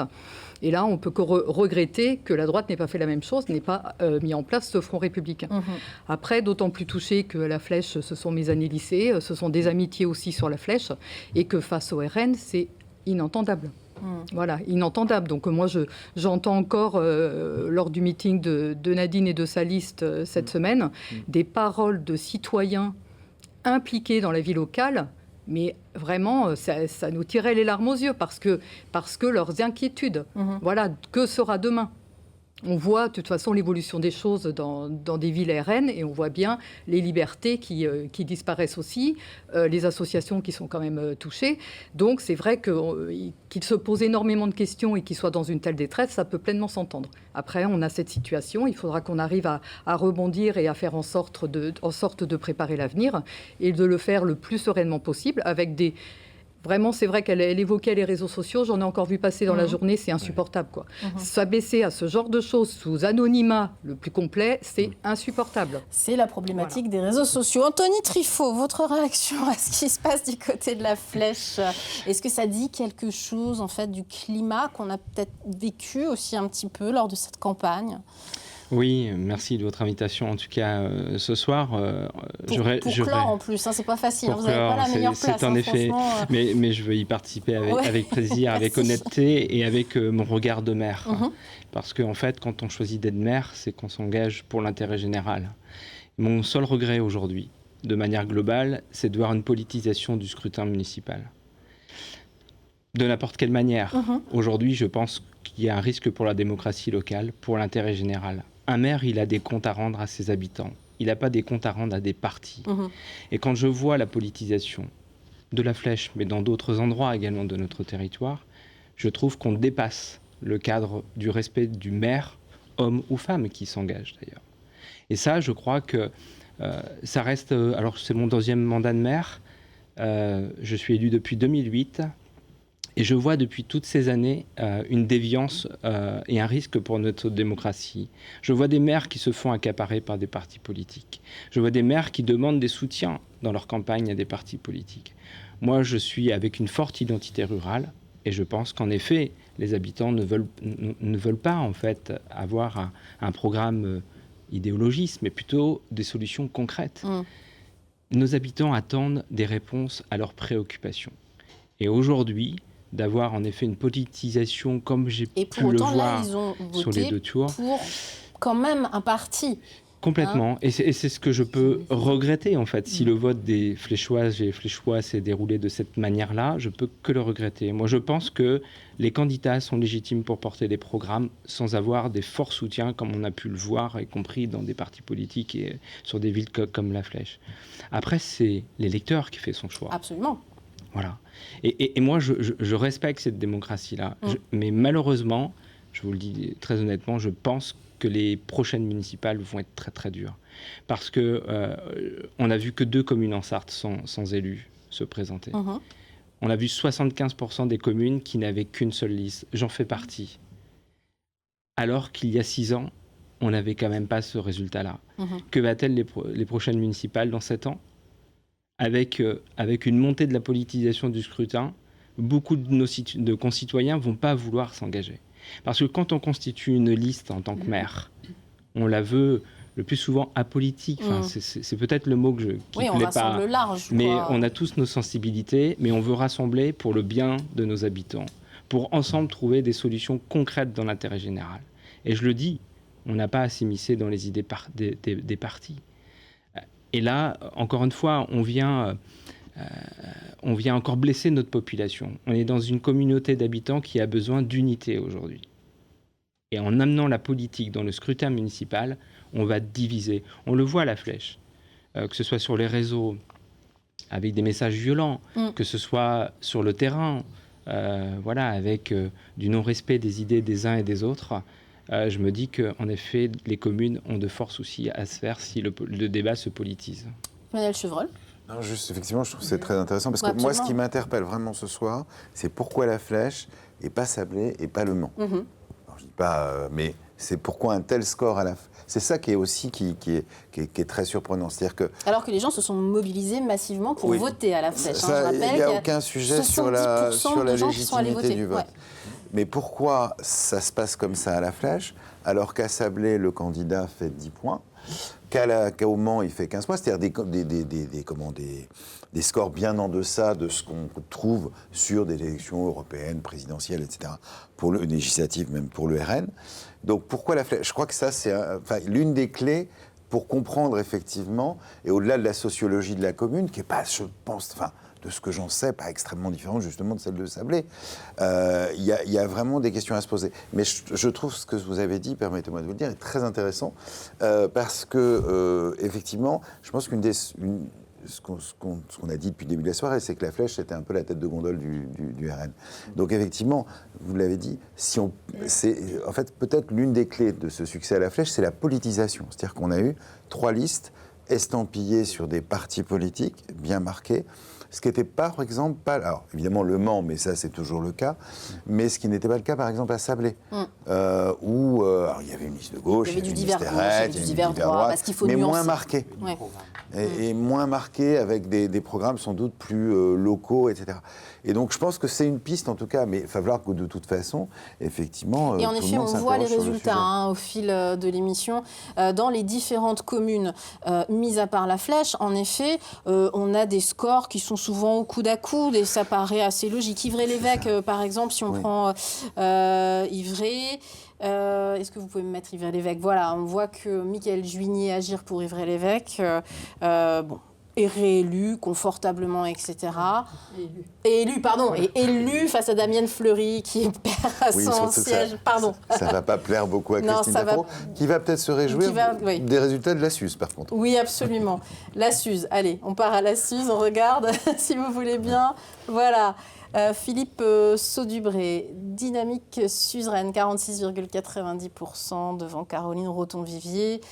Unis vers un nouveau cap, 41,54%. On voit que ça reste des résultats qui ne sont pas... où il n'y a pas un écart énorme. On est sur quelque chose d'assez classique, où on voit que les gens ont voté en fonction des programmes et puis souvent des personnalités qu'ils connaissent, qu'ils ont rencontrées. Ce qu'on dit toujours, c'est une élection municipale, c'est 35 000 élections. C'est-à-dire chaque commune a est un cas particulier, si je puis dire. C'est toujours très compliqué. Moi, je me souviens de 2001, on nous a expliqué que la gauche l'avait emporté aux élections municipales parce qu'elle avait gagné cette année-là Paris et Lyon, ce qui est à nouveau le cas d'ailleurs cette année on viendra sur les résultats nationaux. Et en fait, si on analysait beaucoup plus finement les résultats, notamment dans le monde rural et dans les communes moyennes, en fait, c'était beaucoup plus une victoire de la droite qui préfigurait la victoire de la droite en 2002 au présidentiel. Donc il faut toujours être extrêmement prudent là-dessus. Par contre, ce qui est certain... Sur les projections. Alors par contre, on peut parler des sénatoriales en revanche. Je finis juste là-dessus. Oui, ça va être intéressant. Ce qui est certain, c'est que par contre, ce que là, ça préfigure, c'est l'ancrage local du RN.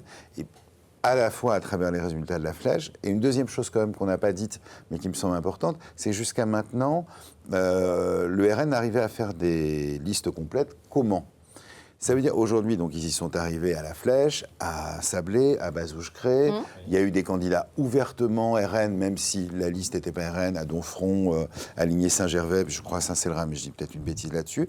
Ça veut dire qu'aujourd'hui, mais c'est tout le travail qui a été fait au RN de dédiabolisation depuis quelques années, mais ça veut dire que dans des départements comme la Sarthe, où on n'osait pas encore se dire RN, alors il y a eu quelques échecs, puisqu'ils n'ont pas réussi à Bonnetam, mais surtout à La Ferté.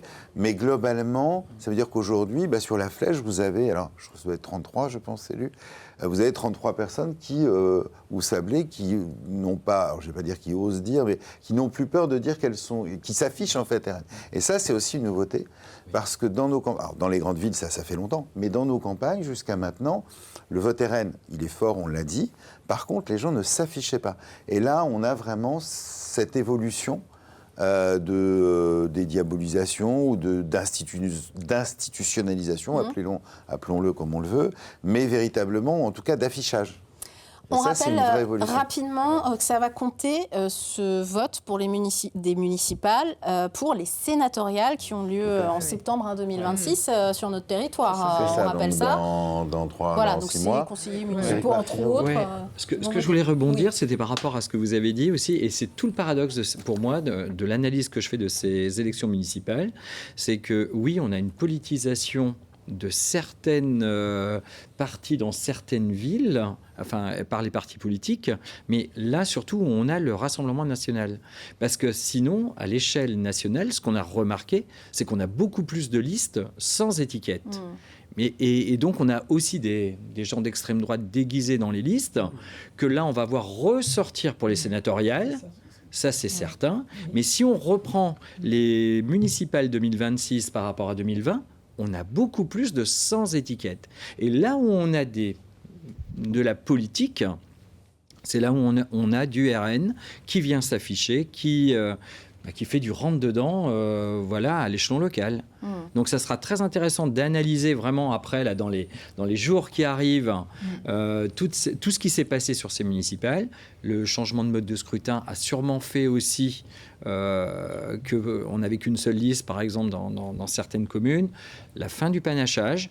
Pour vous dire, il y a déjà une proposition de loi qui a déjà été déposée là, pour revenir sur ce qui vient d'avoir été voté il y a un mois. Donc ça veut dire que le débat...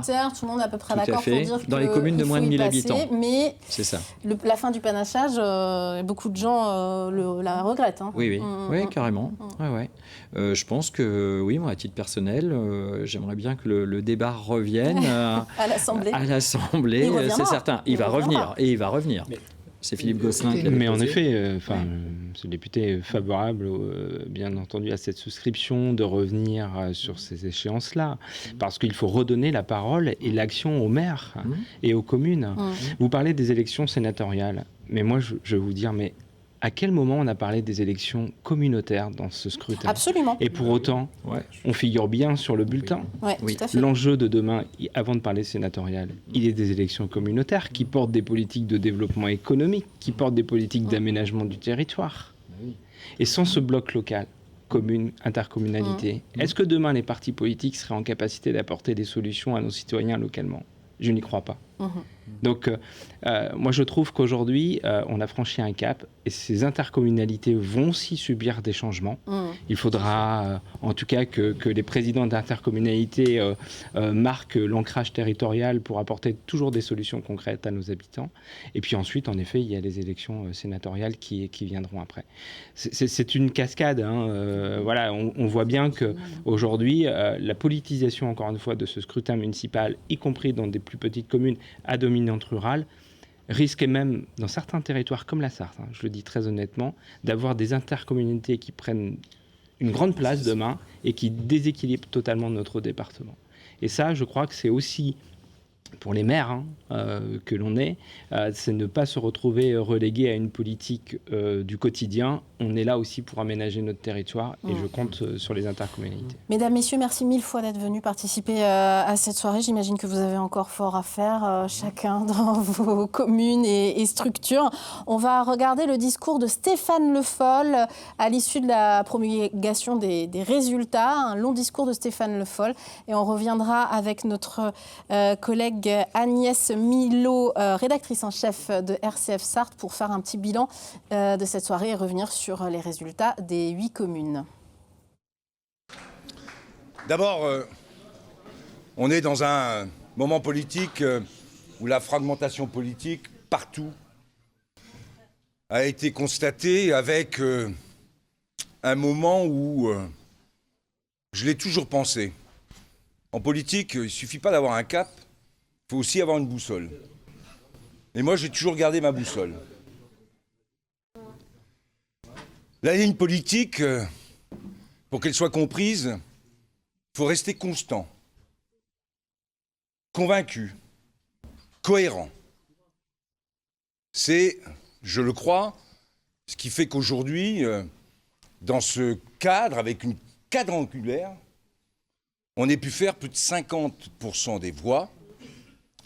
Ce qui, on me le disait tout à l'heure, dans un duel, fait déjà la victoire. Dans une quadrangulaire, c'est une marque nette d'une victoire. Et ce soir, je la prends comme telle. Cette victoire...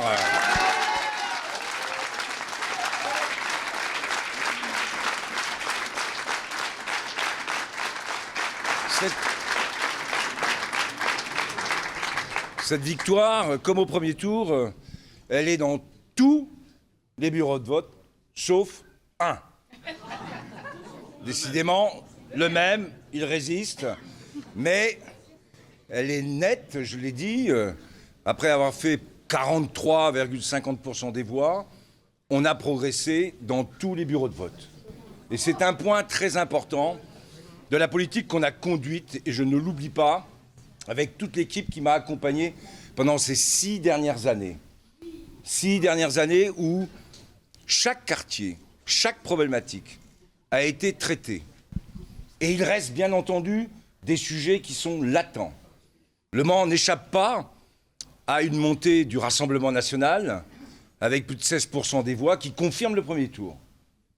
Il y a des sujets qui doivent être pris avec extrêmement de sérieux, mais pas non plus de surenchère.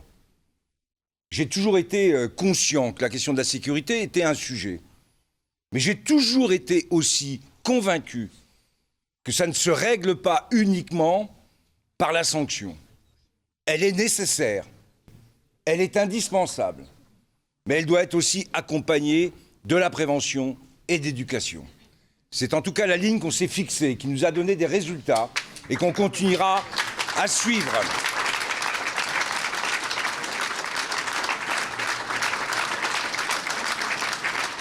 Je suis aussi convaincu que la ligne de la confrontation ne mène nulle part. Quand on a un pays comme le nôtre, une ville comme la nôtre, L'enjeu, c'est d'abord de rassembler et d'essayer d'emmener la majorité des Mancelles et des Manceaux vers un projet. Tous ceux ou toutes celles qui ont considéré que le simple problème était un problème de personnes, sans projet, et avec peu de propositions, tout ça conduit à une impasse. Avoir une ligne, je l'ai dit, avoir une boussole en politique, avoir une cohérence, c'est, je le crois, ce qui fait que ce soir, nous avons pu réaliser le score que je vous ai indiqué. Je remercie bien entendu toutes les Mancelles et tous les Manceaux qui nous ont apporté cette confiance, qui nous oblige bien entendu maintenant, et dès ce soir, à prendre la mesure des défis et des grandes questions qui sont posées. Et nous continuerons à travailler pour toutes et tous, sans jamais oublier ceux qui peuvent être au bord du chemin, sans non plus oublier ceux qui peuvent ouvrir un chemin. L'avenir se construit aujourd'hui. C'est ce que nous avons essayé de faire, à la fois avec les enjeux culturels, les enjeux de l'université, ceux de la jeunesse.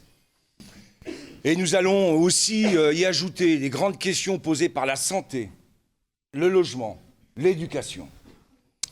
Voilà ce que je voulais dire ce soir, en étant satisfait, bien entendu, de ce résultat, satisfait de la confiance que nous ont accordée ce soir les Mancelles et les Manceaux, mais parfaitement conscient qu'à partir de cette minute, eh bien, nous aurons dès demain à nous remettre au travail.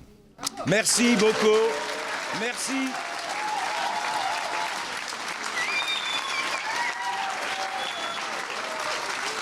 Mais je considère que ce soir, on doit aux Mancelles et aux Manceaux à la fois... Voilà, Stéphane Le Foll, largement réélu à plus de 50% des voix pour la ville du Mans. Et on part directement à la Flèche avec Anthony Piton, qui est avec lui le nouveau maire de la Flèche, Romain Lemoigne, le nouveau maire donc de la Flèche, Rassemblement National. Anthony Piton, nous sommes avec vous, on vous entend, on vous voit. Romain Lemoigne, nouveau maire de la Flèche. Quelle est votre première réaction à cette élection ? Alors d'abord, je remercie évidemment tous les électeurs qui nous ont fait confiance. Ils sont nombreux et c'est une marque de confiance et de soutien qui bien sûr nous touche beaucoup, mais aussi nous oblige, puisque dès demain il y aura du travail. Et je souhaite aussi m'adresser aux électeurs qui ont voté pour Mme Grellet-Sartenay, et évidemment qu'on respectera et dont la voix sera aussi entendue, parce que quand on est maire, quand on est une équipe municipale, on s'adresse à tout le monde, à tous les habitants et pas seulement à son camp. Et donc voilà, j'aurai une gestion rassembleuse dès demain. Il n'y aura pas de gouvernance idéologique pour la Flèche, c'est ce que certains redoutent ?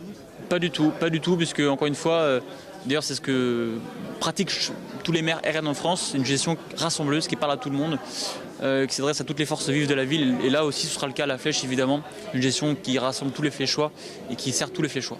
Je vous voyais beaucoup sur votre téléphone. Est-ce qu'il y a eu des messages du parti, de Marine Le Pen peut-être ? J'ai reçu beaucoup de messages effectivement. Alors, pour tout vous dire, j'ai pas encore tout consulté parce que ça tombe de partout. Mais évidemment, j'ai eu quelques mots de soutien et qui me touchent aussi. Et qui sont, je pense, la consécration du travail qu'on a mené dans tous ces derniers mois. Et puis aussi parce qu'on avait un projet qui répondait aux aspirations des Fléchois dans leur majorité et qui, encore une fois, je l'espère, saura aussi convaincre ceux qui n'ont pas voté pour nous, parce que c'est un projet, encore une fois, qui s'adresse à tout le monde. Un projet humble et de bon sens. Et voilà, j'ai hâte qu'il soit mis en application pour la Flèche. Quelle sera votre première décision en tant que maire ? C'est de rencontrer chaque agent de la commune. Alors bien sûr, progressivement, je ne pourrais pas tous les rencontrer en une journée, mais je tiens vraiment à pouvoir rencontrer tous les agents de la commune pour tisser un lien de confiance, écouter leurs besoins et voilà, pour commencer dès maintenant à travailler de manière sereine et en bonne intelligence. Merci Romain Lemoigne. Merci à vous. Et merci Anthony Piton. En duplex, on accueille notre consoeur Agnès Milot, rédactrice en chef de RCF Sarthe, pour clore cette soirée. Vous l'avez vécu comment, cette soirée ? Écoutez, comme vous, avec un certain nombre de surprises. Ouais. On pense bien sûr aux images qu'on vient de voir sur la Flèche avec Romain Lemoigne qui est élu. mais aussi avec une forme, je pense, oui, de tension peut-être. C'est ce qui ressortait, je pense, des différents QG où on a pu aller. Peu de surprise, évidemment, pour l'élection de Stéphane Le Foll au Mans, on s'en doutait. Mais je pense que comme... Voilà, ce deuxième tour, il vient quand même éclaircir beaucoup de choses. C'est le point final d'une campagne qui a été quand même assez âpre, je pense qu'on peut le dire, même au niveau local. Nicolas à Sablé-sur-Sarthe, qui passe effectivement devant Nicolas Ledière, l'ancien maire. Donc c'est une forme, vous l'avez dit, Emmanuel Chevreul, de droite traditionnelle, un peu filloniste, comme on l'a connu à Sablé-sur-Sarthe, qui revient finalement d'une certaine manière. Alors, évidemment, on focalise sur... je peux me permettre, Agnès, merci. On focalise beaucoup sur la flèche. Maintenant, il faut regarder un petit peu le reste. Et globalement, sur la Sarthe, j'aime pas parler de vainqueur parce que je dis toujours il y a autant d'élections municipales que de communes. Mais la réalité, c'est que la droite départementale, pour le coup, la droite dite républicaine, a plutôt gagné des villes. On le voit encore ce soir. Là, on voit Parigny-l'Évêque, Nathalie Morgan, la maire sortante qui était plutôt d'hiver gauche, qui perd son siège. Voilà, on l'a vu avec Ivry-l'Évêque, on l'a vu avec Savigny-l'Évêque. Les Lévêques, ça leur porte pas chance. Excusez-moi, c'était facile. Pour la gauche, en tout cas. Pour la gauche, on l'a vu avec Beaumont-sur-Sarthe. On l'a vu, je ne sais plus, mais il y a quelques autres communes qui ont basculé le week-end dernier. En fait, la seule commune que la gauche semble remporter, commune importante, j'entends, sur la Sarthe, c'est la Suze. Et il y a plutôt des basculements de gauche vers droite, effectivement, et ça va être ça ne sera pas sans conséquence, sans doute, sur les élections sénatoriales. Je vois Agnès acquiescer comme ça. Non, mais je suis tout à fait d'accord avec ce que dit Emmanuel. Et cette tendance-là qu'on observe en Sarthe, avec ce retour peut-être de partis issus de la droite traditionnelle qui reviennent aux commandes de certaines villes, c'est un mouvement qu'on peut observer chez nous en Sarthe, puis qui s'observe visiblement aussi au niveau national. Juste avant d'arriver ici en plateau, j'ai vu la réaction de Bruno Retailleau qui disait que LR était maintenant la première ou l'une des premières forces de terrain dans les municipalités en France. Donc il y a peut-être un mouvement de fond, une vague peut-être qui est en train de monter, qui s'opère et qui, comme vous le disiez, aura un impact pour les prochains scrutins. Alors dans les grandes villes, je peux citer Nice, le maire sortant Christian Estrosi est battu par Éric Ciotti, apparemment. À Lille, le maire socialiste sortant, Arnaud Deslandes, j'étais encore sur Martine Aubry, moi. Arnaud Deslandes s'impose largement. À Roubaix, l'insoumis David Guiraud l'emporte. Toulon, le Rassemblement national échoue. C'est Josie Massy, la droite, qui est réélue. Oui, mais la droite, c'est pareil. À Strasbourg, Catherine Trautmann qui a fait une union avec... Ce qui est intéressant, c'est plutôt sur des villes moyennes ou des petites villes de province. Quand on voit que certaines villes, même, disons des répliques de la flèche peut-être dans d'autres départements. On pense à Montargis, par exemple, qui a basculé au RN. C'est des villes, des communes qui ont à peu près, alors en termes de sociologie, je n'ai pas de connaissances assez fines. C'est moins parlant. C'est moins parlant. A priori, repasse à Nantes. Des villes qui ont à peu près la même situation, le même nombre d'habitants, peut-être la même desserte, ce serait intéressant de comparer, le même accès aux services.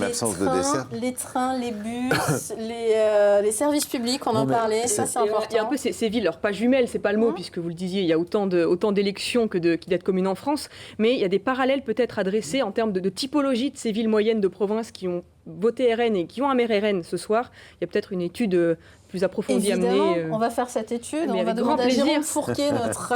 Non mais c'est vrai, attention aux effets grandes villes. C'est-à-dire que sur les grandes villes, d'ailleurs, il n'y a pas tellement de tendances qui se... Plus que jamais, je crois que là, c'est vraiment lié à la personnalité. On voit que Paris et Lyon, alors qu'on donnait passer à la droite, finalement, reste à gauche, et assez largement. Enfin, la victoire de Doucet à Lyon, elle est quand même étonnante, parce qu'il était donné très largement perdant. À l'inverse, effectivement, il y a la victoire de Ciotti. Tout ça, c'est des questions de personnalité.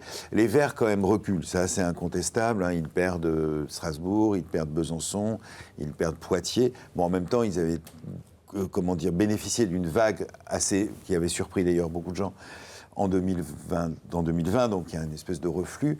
Mais attention, effectivement, et vous avez tout à fait raison, Agnès, attention à l'effet grande ville, on va dire, c'est plutôt la gauche, plutôt la droite. Ce qui là, d'ailleurs, est assez compliqué à dire. Parce que je dirais qu'une des seules choses qu'on voit, c'est que l'alliance LFI-PS, ça n'a pas l'air de fonctionner. Ça, c'est à peu près une certitude. Mais globalement, il faudrait analyser plus finement, effectivement, les campagnes, parce que sur les sénatoriales et sur les présidentielles, parce que je rappelle que dans un an, on sera 2 mois de la présidentielle. Peut-être cette nuance à apporter que certains électeurs vont privilégier une certaine étiquette pour les présidentielles au niveau national et pas pour une municipalité. On voit ce qui se passe au Mans avec l'élection de Stéphane Le Foll. On en parlait la semaine dernière sur ce plateau. Il a réussi à séduire et à convaincre au-delà de la base PS traditionnelle. Il y a des électeurs de la droite plus traditionnelle comme Robert Jarry qui vont voter davantage pour quelqu'un, pour un programme, pour un maire qu'ils ont l'habitude de rencontrer, qui se fait proche de ses électeurs, que pour une étiquette politique en tant que telle. Tout à fait. Mais ça va jouer sur les campagnes notamment. J'ai un peu le sentiment que dans les médias, et puis les partis politiques, certains partis politiques en tout cas, essaient de nous vendre l'idée d'un match quasiment acté pour l'année prochaine, Jordan Bardella, Jean-Luc Mélenchon. Moi j'attends, effectivement peut-être que la droite plus traditionnelle, si je puis me permettre, aura une carte à jouer. Peut-être que la gauche, si elle se détache justement... Il y a des tonnes de leçons à retirer. C'est toujours très difficile de dire sur une soirée, voilà, il s'est passé ça. Ce qui est sûr, c'est qu'en Sarthe, on a vécu un événement historique et qui est un véritable bouleversement, y compris dans notre mode de lecture de la vie politique. Merci 1000 fois. En tout cas, on va reprendre les 8 communes et les résultats des 8 communes, puisque nous avons tous les résultats. Allez, on commence, si vous le voulez, par Bouloir, où Yves Daguenet, un nouvel élan pour Bouloir et maire, effectivement, pour la commune de Bouloir. On peut partir sur la Flèche, si vous voulez, la Flèche, allez, c'est comme vous voulez. Donc c'est Romain Lemoigne, on l'a dit toute la soirée, Rassemblement National, et c'est historique, la Flèche qui était PS, qui était à gauche depuis 1989, et PS même, depuis 89. PS, tout à fait, oui, là encore, juste une dernière remarque, Nadine Grelet, c'est pas une dure, je veux dire, c'est tout sauf une extrémiste et tout sauf une dure, vous voyez, donc ça fait aussi partie des points d'analyse qu'il faut prendre en compte. C'était pour la Flèche, la sur Sarthe, on le voit, est à gauche, donc avec Philippe, c'est plutôt une liste d'hiver gauche, Philippe Saudubré, on va dire, voilà. Philippe Saudubré, donc, qui est maire. Alors le Mans, on l'a redit, Stéphane Le Foll repasse assez tranquillement.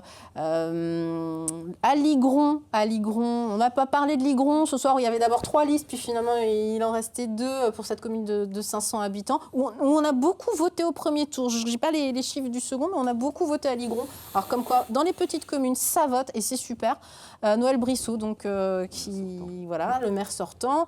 Nathalie Morgan, qui perd son écharpe de maire à Parigné-l'Évêque pour Marion Buard, donc réinventons Parigné-l'Évêque, qui gagne cette élection.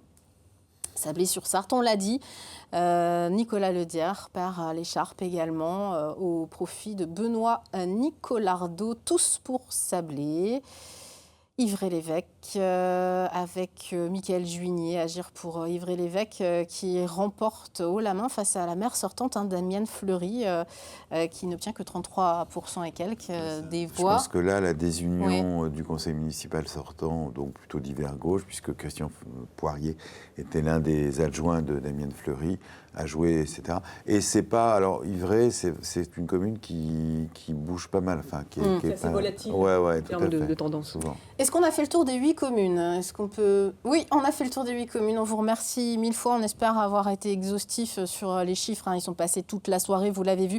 Merci 1000 fois, Agnès Milot, merci à vous pour cette invitation. D'être venue également au cours de cette semaine d'entre-deux tours qui a été sportive pour tout le monde, y compris pour les journalistes, pas que les candidats, mais extrêmement riche. Un immense merci à Emmanuel Chevreul pour votre expertise et votre amitié, on le dit. Puis moi, c'est toujours un plaisir. Voilà, votre ronde serviette est là, vous le savez. Immense remerciements à Étienne Gauthier, Betty Gresselin, Quentin Simon, Naofel Lepti en régie, les duplex, Pruna Vémani, Anthony Piton et Colin Ancel. Un grand cœur à Laurence Jamelin, à l'accueil des invités et qui a géré tout ça de main de maître. Julien Sénéchal, merci 1000 fois pour la confiance accordée. Emmanuel, Agnès, merci. Et merci à vous, chers téléspectateurs, de continuer à nous suivre sur LMTV Sarthe. On se retrouve lundi 18h45 pour le résumé de cette soirée dans le journal. Et puis vous pouvez retrouver nos émissions sur la chaîne YouTube d'LMTV Sarthe et sur les réseaux sociaux. À très vite.